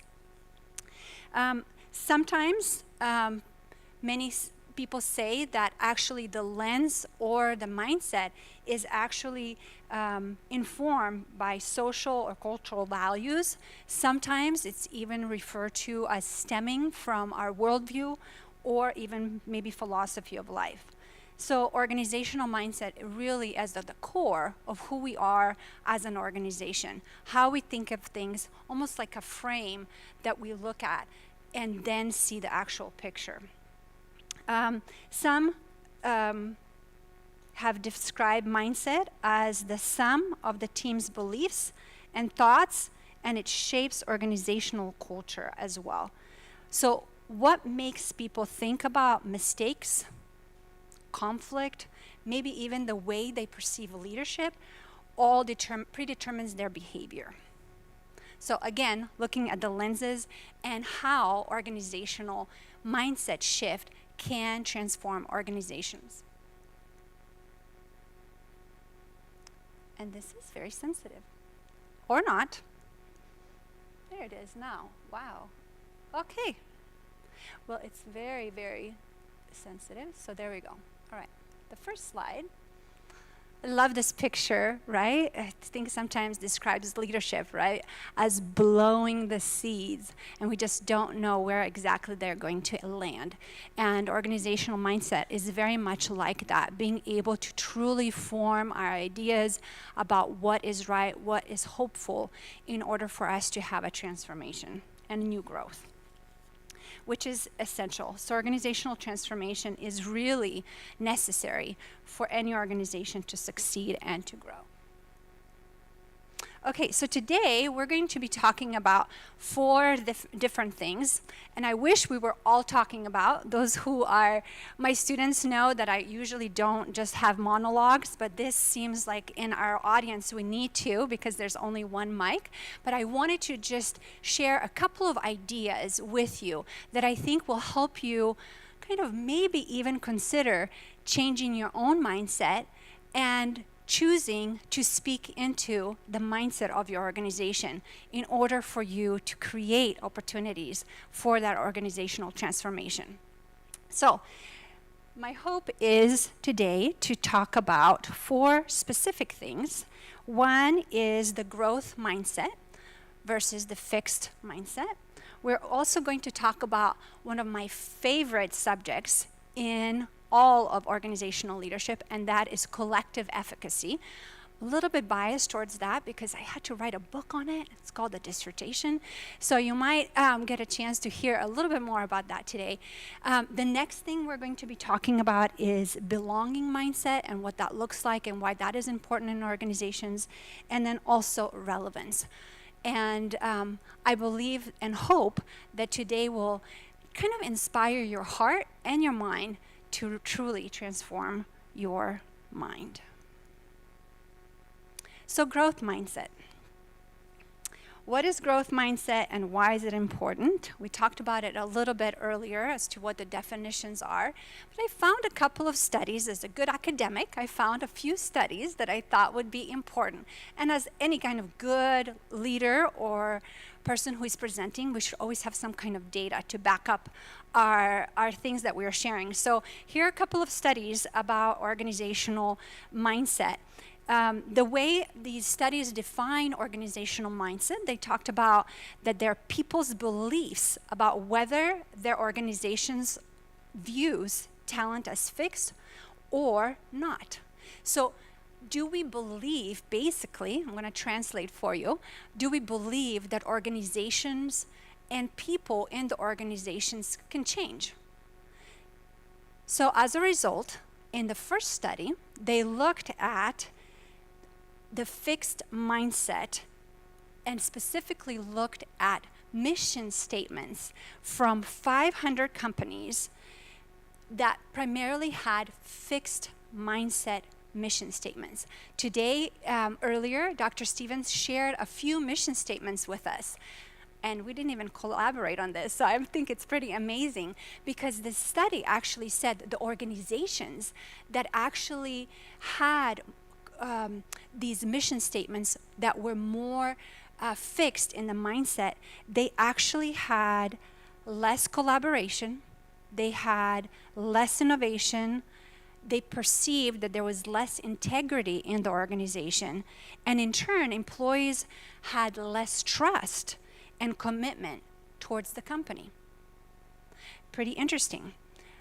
They also conducted a second study, similarly. They actually looked at 500 employees in 7 Fortune 1000 companies. And what they found, again, looking at comparing fixed mindset versus growth mindset, they looked at how these employees viewed their organization. And those who viewed their organizations as having more of a fixed mindset, employees basically perceived their organizations to have a culture of less collaboration, less innovation, less integrity, and they basically trusted the organization less, and therefore they were committed less to the organization as well. So I feel like these findings really suggest that organizational mindset can really function as a core belief that really predicts organizational culture and really organizational trust and commitment in organizations. So again, I am a little bit biased, like I shared with you, but I truly believe that organizational mindset, more than anything else, really determines business success. Oh, for those of you who like to read everything on the slides, I love to translate. Some of you know that I'm from Croatia, and so I try to make things very easy. So if you want a little cheat sheet version, it's in the yellow, and it says, I can't do it yet. So it's this ability to think through that maybe we don't have the ability and don't possess it now, but we will in the future. So we're going to compare these two mindsets. This belief that talent can be developed with work and with time. So it's both. It doesn't just happen overnight, it doesn't happen by itself. There has to be some work that is invested in it, and there has to be some time that passes as well. So what do we think about this specific growth mindset? It really looks and favors intelligence and also ability, and they really believe that intelligence and ability are both function of hard work and practices. So through that, we have success if we actually put in the time and the effort and persistence, especially during the times of setbacks. And that is very, very important. So these individuals choose maybe even more difficult problems. They choose those as a challenge, possibly as an opportunity to learn. A lot of this research actually stemmed from looking and observing children in organizations like schools, where they were able to observe children who actually had this growth mindset that actually allowed for more opportunities for them to actually excel in their school as well.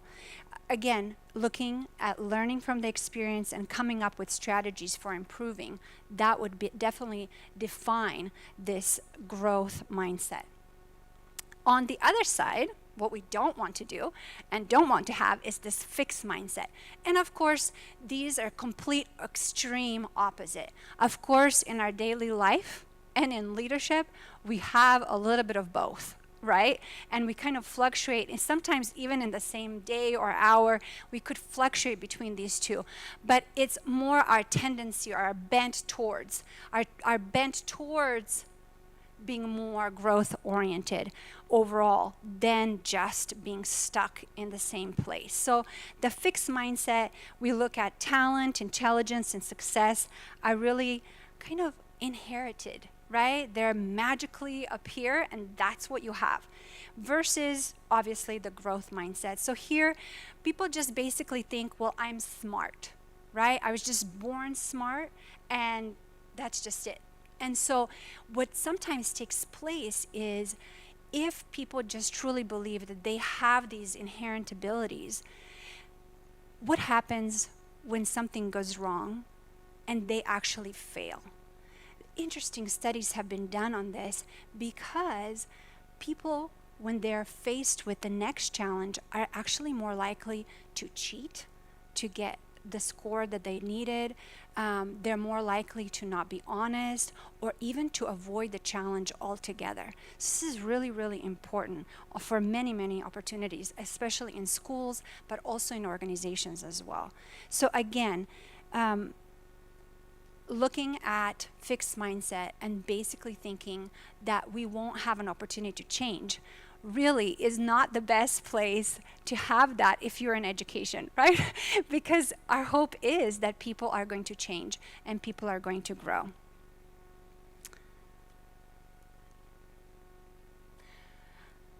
One of these wonderful quotes that I found really talked about again, this growth mindset. And it says, when organizations embrace a growth mindset, the employees report feeling far more empowered and committed. Can you think about a time when you felt empowered and committed? They also receive greater organizational support for collaboration and innovation. And as we know, innovation is no longer just a buzzword, it is really essential in order for us to have success and organizational transformation. So what do we need to do? Well, thank you for asking me. We need to reframe. We need to reframe. And what does that really look like? How do we go from this fixed mindset to the growth mindset? What does this look like? Well, first of all, it looks like that we don't say no. Not no, never. But most of the time that we extend the conversation and look for more opportunities to say yes and maybe, possibly, this looks like that we translate a conversation where somebody's sharing something with you in an organization and you say something like, well, that will never work, or at least never here, right? What about changing the vocabulary and saying something like, what if we try this? Another way, I don't know if some of you have worked in places where you have heard things said, that's not how we have done it here. That's not how we do things here at all, right? Versus being able to translate that into the growth mindset and say, how might we do this particular thing together? And then finally, favorite, not, is to say, well, we don't have resources for that, right? Money is always an issue, right? We don't have resources for that. Versus to actually look at it from the growth mindset, we would say something like, how can we reallocate resources in order for us to accomplish that? So again, super, super important to look at the growth mindset and really reframe. So I have a few questions for you, as a good professor always does. So here we go. 2 major questions. One is for you, right? Sometimes when we maybe are not placed in opportunities or maybe even in positions where we can change the whole organization, you might be sitting here and thinking, well, why did I choose this session? It's an organizational mindset. I have no control over it. And I'm here to tell you, you have power. You have power to change your own mindset, and then you have power to influence those that are around you, and you can actually speak into even the organizational mindset. So I want you to feel empowered today, and I want you to answer this question. So the very first question says, what do you think about mistakes, conflict, or leadership? Remember, that was the number one way that the studies looked at whether or not organizations have growth mindsets. So what do you think? What do you think about conflict? Do you see it as something that you run away, that you avoid? Or do you see it, see a few heads shaking, thank you. Or do you see it maybe as an opportunity? What about mistakes? Is that something that you hide because you don't want to expose the truth? Or do you see it as something that you can use as being transparent and possibly sharing with others and encouraging others as you continue to learn and grow? What about leadership? Do you see it as fixed, or do you see it as an opportunity to speak up, right? Leadership doesn't always just look like speaking down. As followers, we also have the power to speak up towards our leaders as well. Do you have that posture? Do you speak up to those that are above you and possibly change your own mindset and theirs as well? The organizational question is, what core beliefs predict organizational culture in your organization? Every organization has beliefs. What are yours? What do they really think corporately? Is there an opportunity for advancement? Is there opportunity for hope in the organization? Very, very important to consider. Okay, my favorite topic. I wish we had a couple of hours to talk. No, I'm just kidding. Collective efficacy. So as we're thinking through how do we change organizational mindset and how do we change this organizational mindset and shift to having actually organizational transformation, collective efficacy is very important. And it stems from self-efficacy. Remember, I told you that every person has ability to make a difference in an organization. So it starts with first self. Self-efficacy is really a belief that we can overcome challenges and succeed at achieving a particular goal. That same concept at the team level or organizational level is called collective efficacy. And similarly, as an individual functioning in self-efficacy, it has tremendous potential to change and actually increase performance if we're functioning in collective efficacy. The most fascinating thing has been to actually realize this concept actually functions at the national level and organizational level. And at that level, it's called hope and optimism. One of my favorite reasons why I have made this kind of like a lifelong study actually stems from my childhood. Some of you know that I grew up in Croatia, and in a time when there was a war in my country. And instead of being able to play outside, enjoy school, actually enjoyed school, okay? Instead of being able to do all of those things that children needed to do, I instead learned what does it mean to hide in a basement without running water, without electricity. I had to consider filling up sandbags with sand to protect the basement so when the detonation would come, it wouldn't destroy a place where we were hiding. I had to tape the windows so if there was a blast, the glass wouldn't shatter everywhere and hurt us.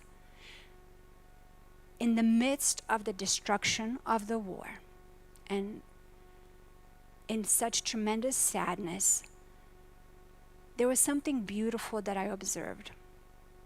And that beauty happened usually in the early morning hours when people would wake up and they would clean the streets. They would clean the glass, the shrapnels. They would organize, help the neighbor. Why, I wondered, why would they do this when the very next night there would be bombing again? Why would a group of people speak into the lives of others and say, don't worry, this too will pass. Someday our children won't live in the war. Someday our country will be free. Only later did I realize that there's a term for that, and it's called collective efficacy. Now you can see why I get really passionate about this. It's really literally a belief that starts where?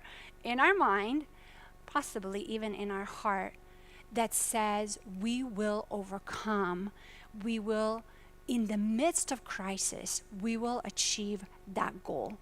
So again, a little bit passionate about this. Now I understand a little bit why we can succeed. See my little cheat sheet there?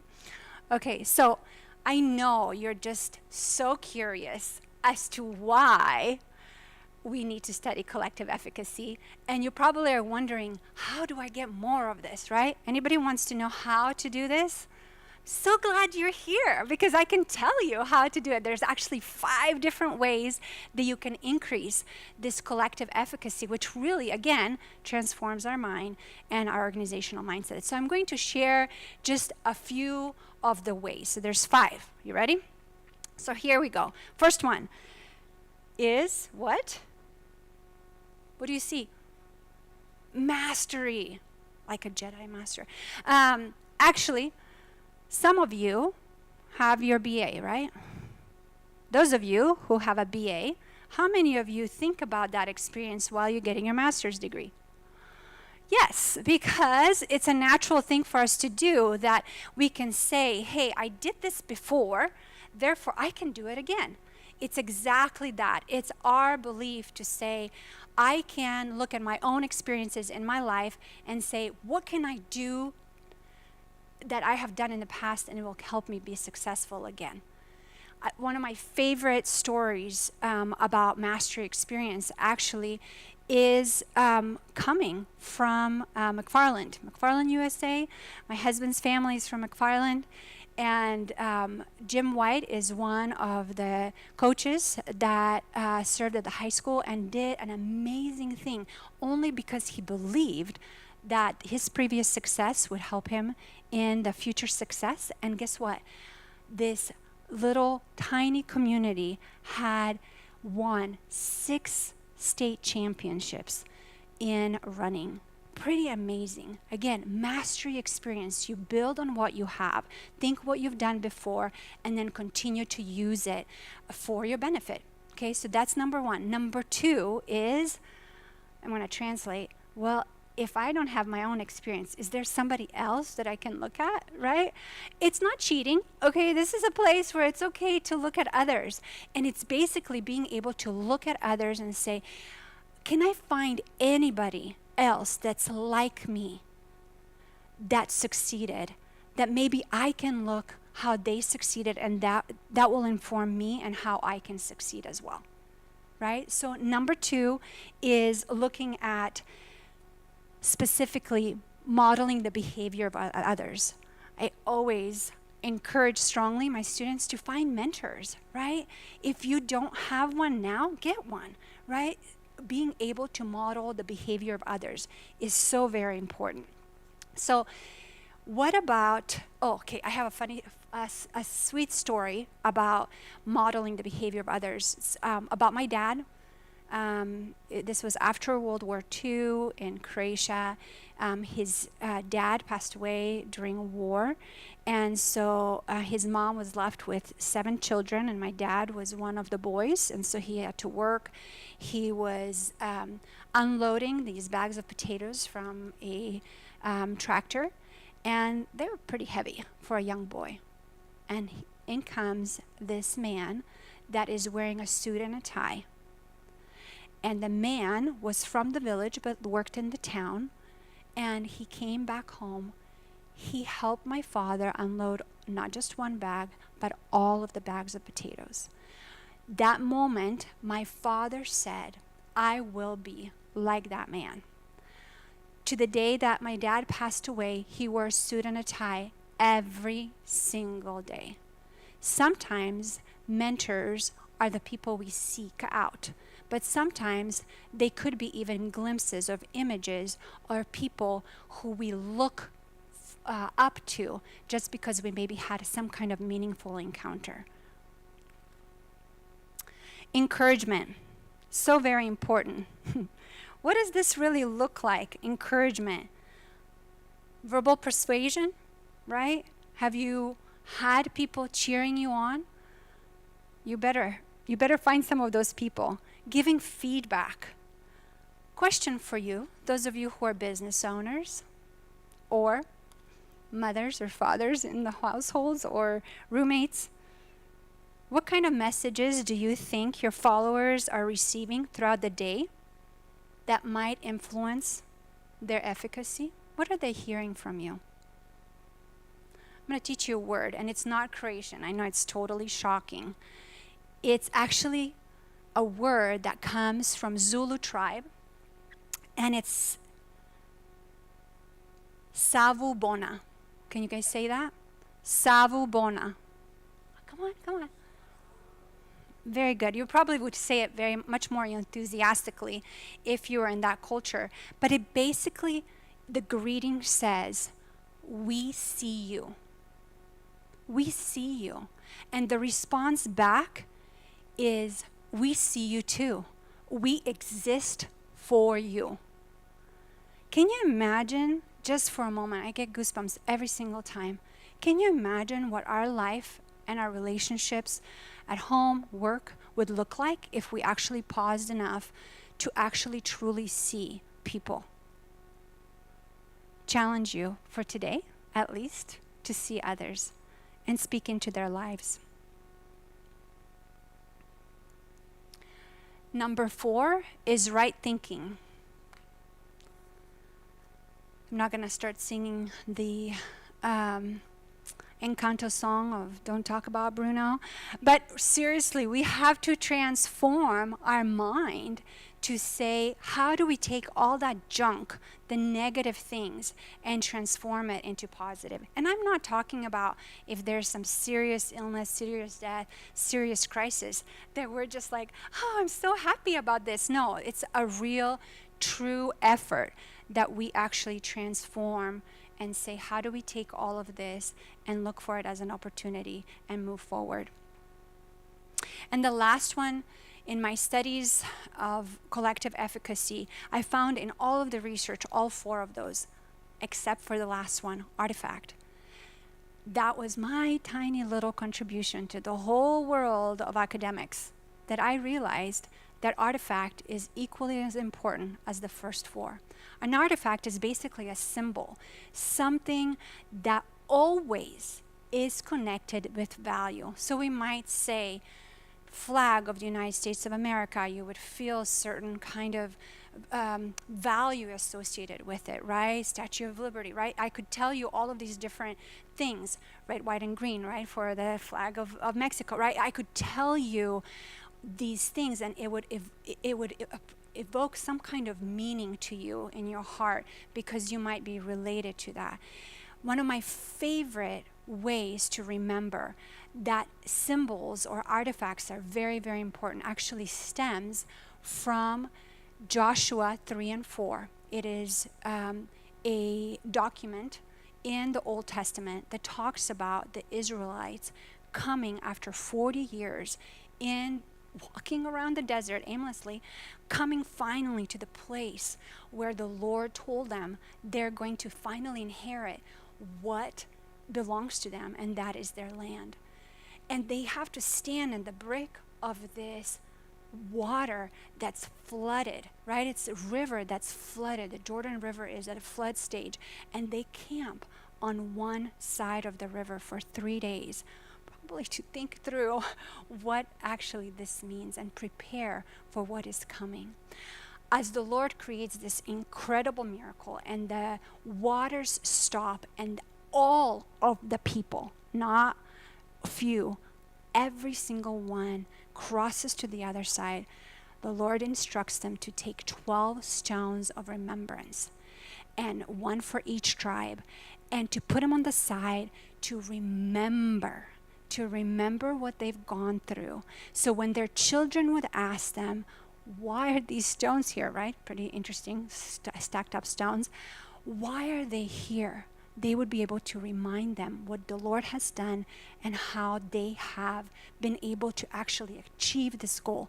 Pretty amazing. The research that I've looked at actually says that that is the very first time that Israel is actually referred to as a nation, right? Because of just that single act of crossing over the Jordan River.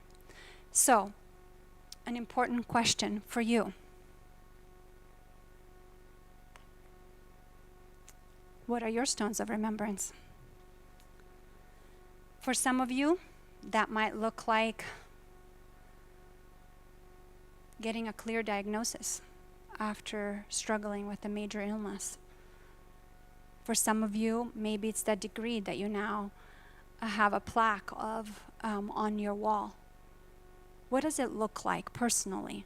That's those stones of remembrance. You better hold them close, whatever that looks like. You bring them up, polish them up, think about them often, because they will help you in the future.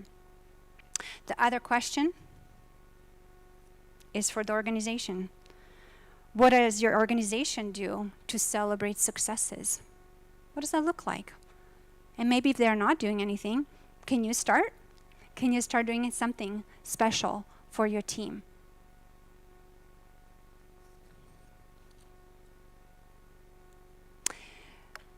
I'm going to take just a moment to share with you some of the ways I feel like it is important for me to empower you at this moment, to just share with you what are some practical ways that you can actually transfer these 5 things into your life and organizations. So, mastery experience.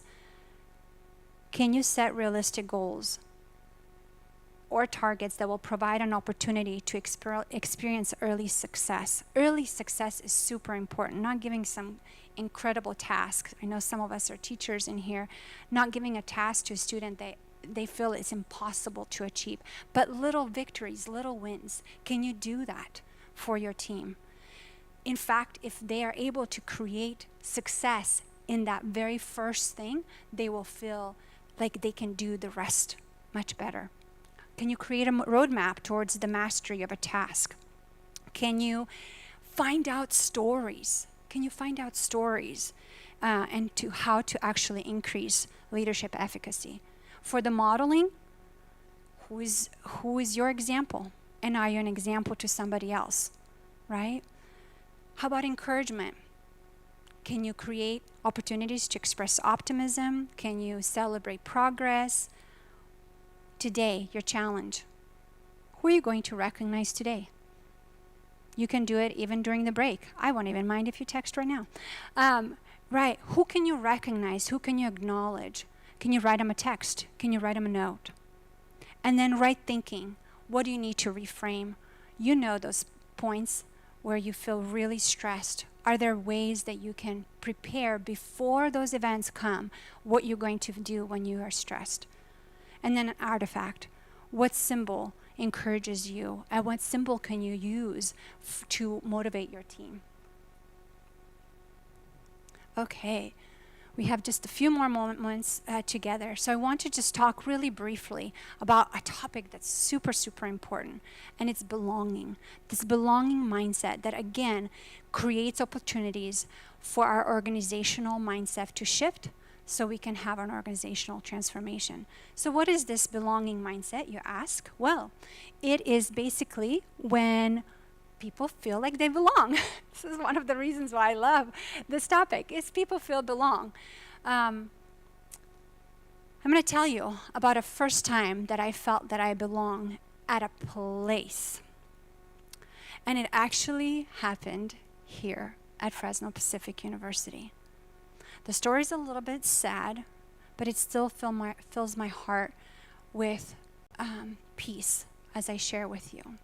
I was a freshman, and I got the most dreaded call of anybody, and that was that my mom passed away.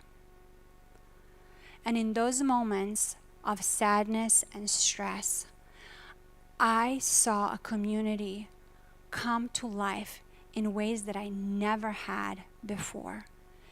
People came to love on me, provided means for me to actually travel to Croatia to go to my mom's funeral.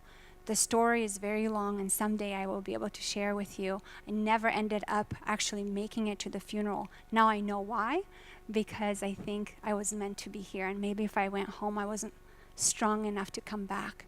But in those moments, in those circumstances, in those days of just care and love for me, what I realized is that I belong. What I realized is that people see me. What I realized is that they actually cared so much that they gave parts of themselves to me.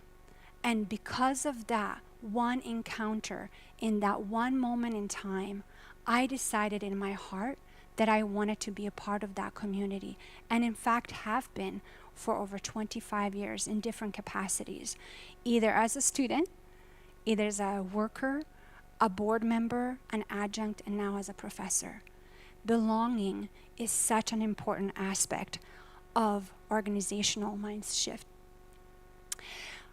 I am not going to go through all of the slides on belonging and why it's important, but you can see that it's very important. I actually have some statistics, and the statistics basically say that when individuals believe they belong and are welcome into a community, they're more engaged in the success of the community. So very, very important. I'm just going to share just a few highlights. 92% of CEOs report their organizations are empathetic.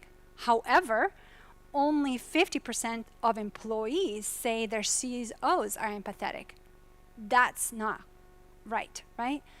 Only 1 in 3 U.S. workers say they receive recognition from their work. That's terrible. That's free. Recognition is free. Do it, right? Be different. As Christian leaders, we must be different. And one of the ways that we can do that is by the way we speak into the lives of others, so we can speak positivity.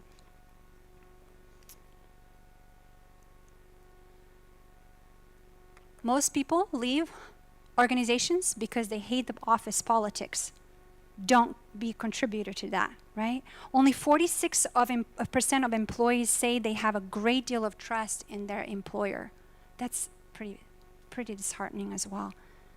51% of employees report not being engaged, meaning they don't like or dislike their job. Can you imagine going to work every single day and you don't like it or not like it? You're indifferent?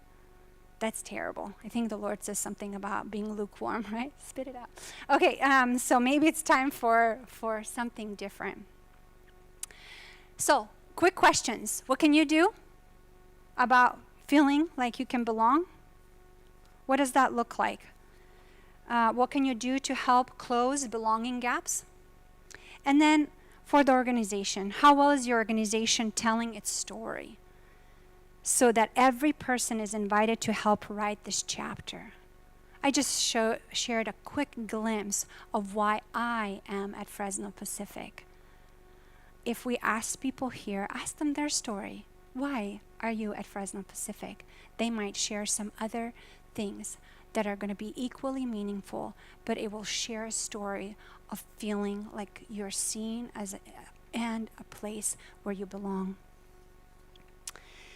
Our final way to look at organizational mindset and the shift, so we can have organizational transformation, is really the relevance. Those who are my students, you know that I always say, so what? Like, why am I making you read this? Why are you here listening to me for the last 30 minutes talk about organizational mindset? Why is this important? Relevance, that's why it's important. Why? Why do we believe? Why do we believe that what we're doing is important? Why? Are you involved? Are you engaged? Do you value what you do? If you don't, it's probably time to get a new job, right? Value what you do. So, what should our attitude be? What should our attitude be? In your relationships with one another, have the same mindset as Christ Jesus. In this space and in this time, it is not a mindset of fame. It is a mindset of being humble. It is a mindset of love. And I hope that you feel challenged with some of these questions as well, to live differently, live with a purpose, realize the relevance of what you're doing. Again, these are the 4 ways that you can change your organizational mindset. You can shift it. It is not set in stone. And you can actually help change yourself, transform yourself, and transform organizations. Thank you so much.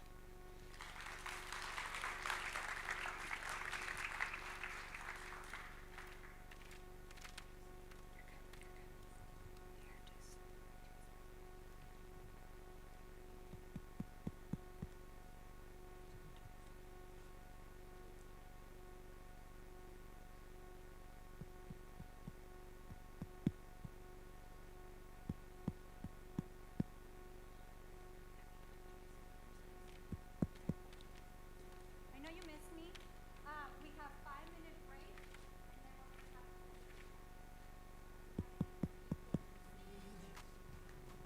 I know a name that's greater than the storm. I've got a God who never ever fails me. He's close enough to catch me if I fall. I know I can make it, 'cause it was your voice that I heard. So I'm stepping out on your word. This is how you walk on water. 1 foot. Come on, show it. Hey. Never gonna let you go on. Just put 1 foot in front of 'cause this is how you walk. This is how you walk.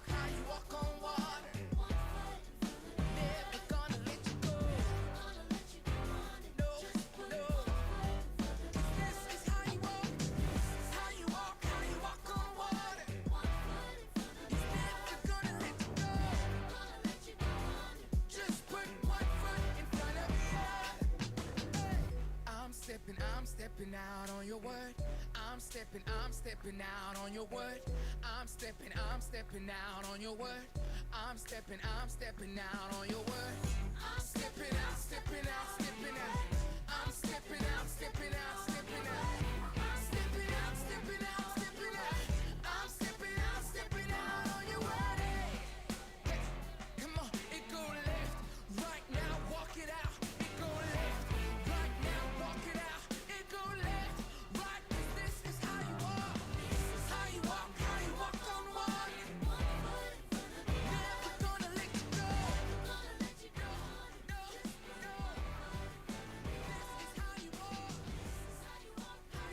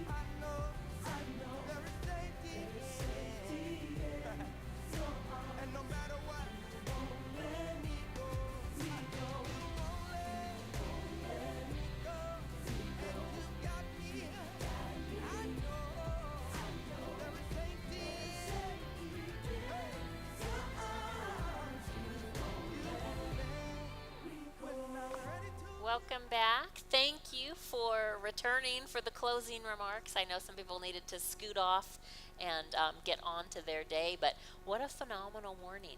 Did you enjoy the sessions? Good. Oh, good. I'm so glad. I hope that that you did enjoy the summit. You did enjoy the breakouts. Maybe made some new connections, met some new folks, hopefully. Yeah, maybe a few of you out there. That's great. And certainly I hope that we've given you some takeaways that you can take back and implement in your own workplaces. Before we close, just a couple of things I want to remind you of. Our Leadership Forum, March 29th, 2023.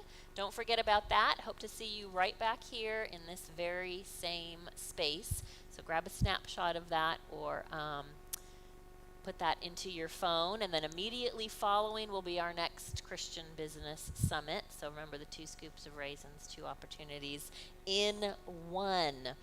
We also would love to get your feedback on the day. So we have a QR code. If you're able to snap that now, we also have some printed QR codes out on the tables out front.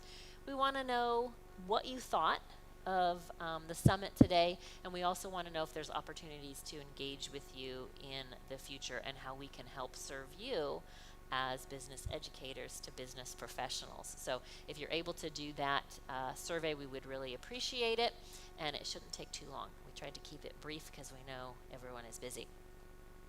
Before we close, let me put that QR code back up there so you can grab that. Okay, so before we close, I do want to extend some thank yous to our speakers and our presenters, Dr. Gail Copeland that opened our summit today, and of course Dr. André Stephens for that wonderful keynote address.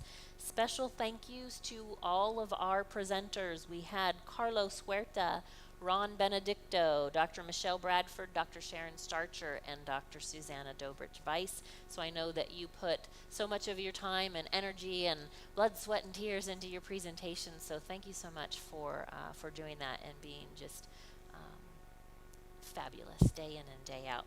Our event today would not have been possible without our events staff from FPU and our facilities teams, IT, our partners in advancement and marketing for helping us promote the event and helping us get the word out. I don't know if everyone realizes it, but ABC 30 showed up, so that was great. We got the word out there. So we'll see those promotions hopefully on the news later today.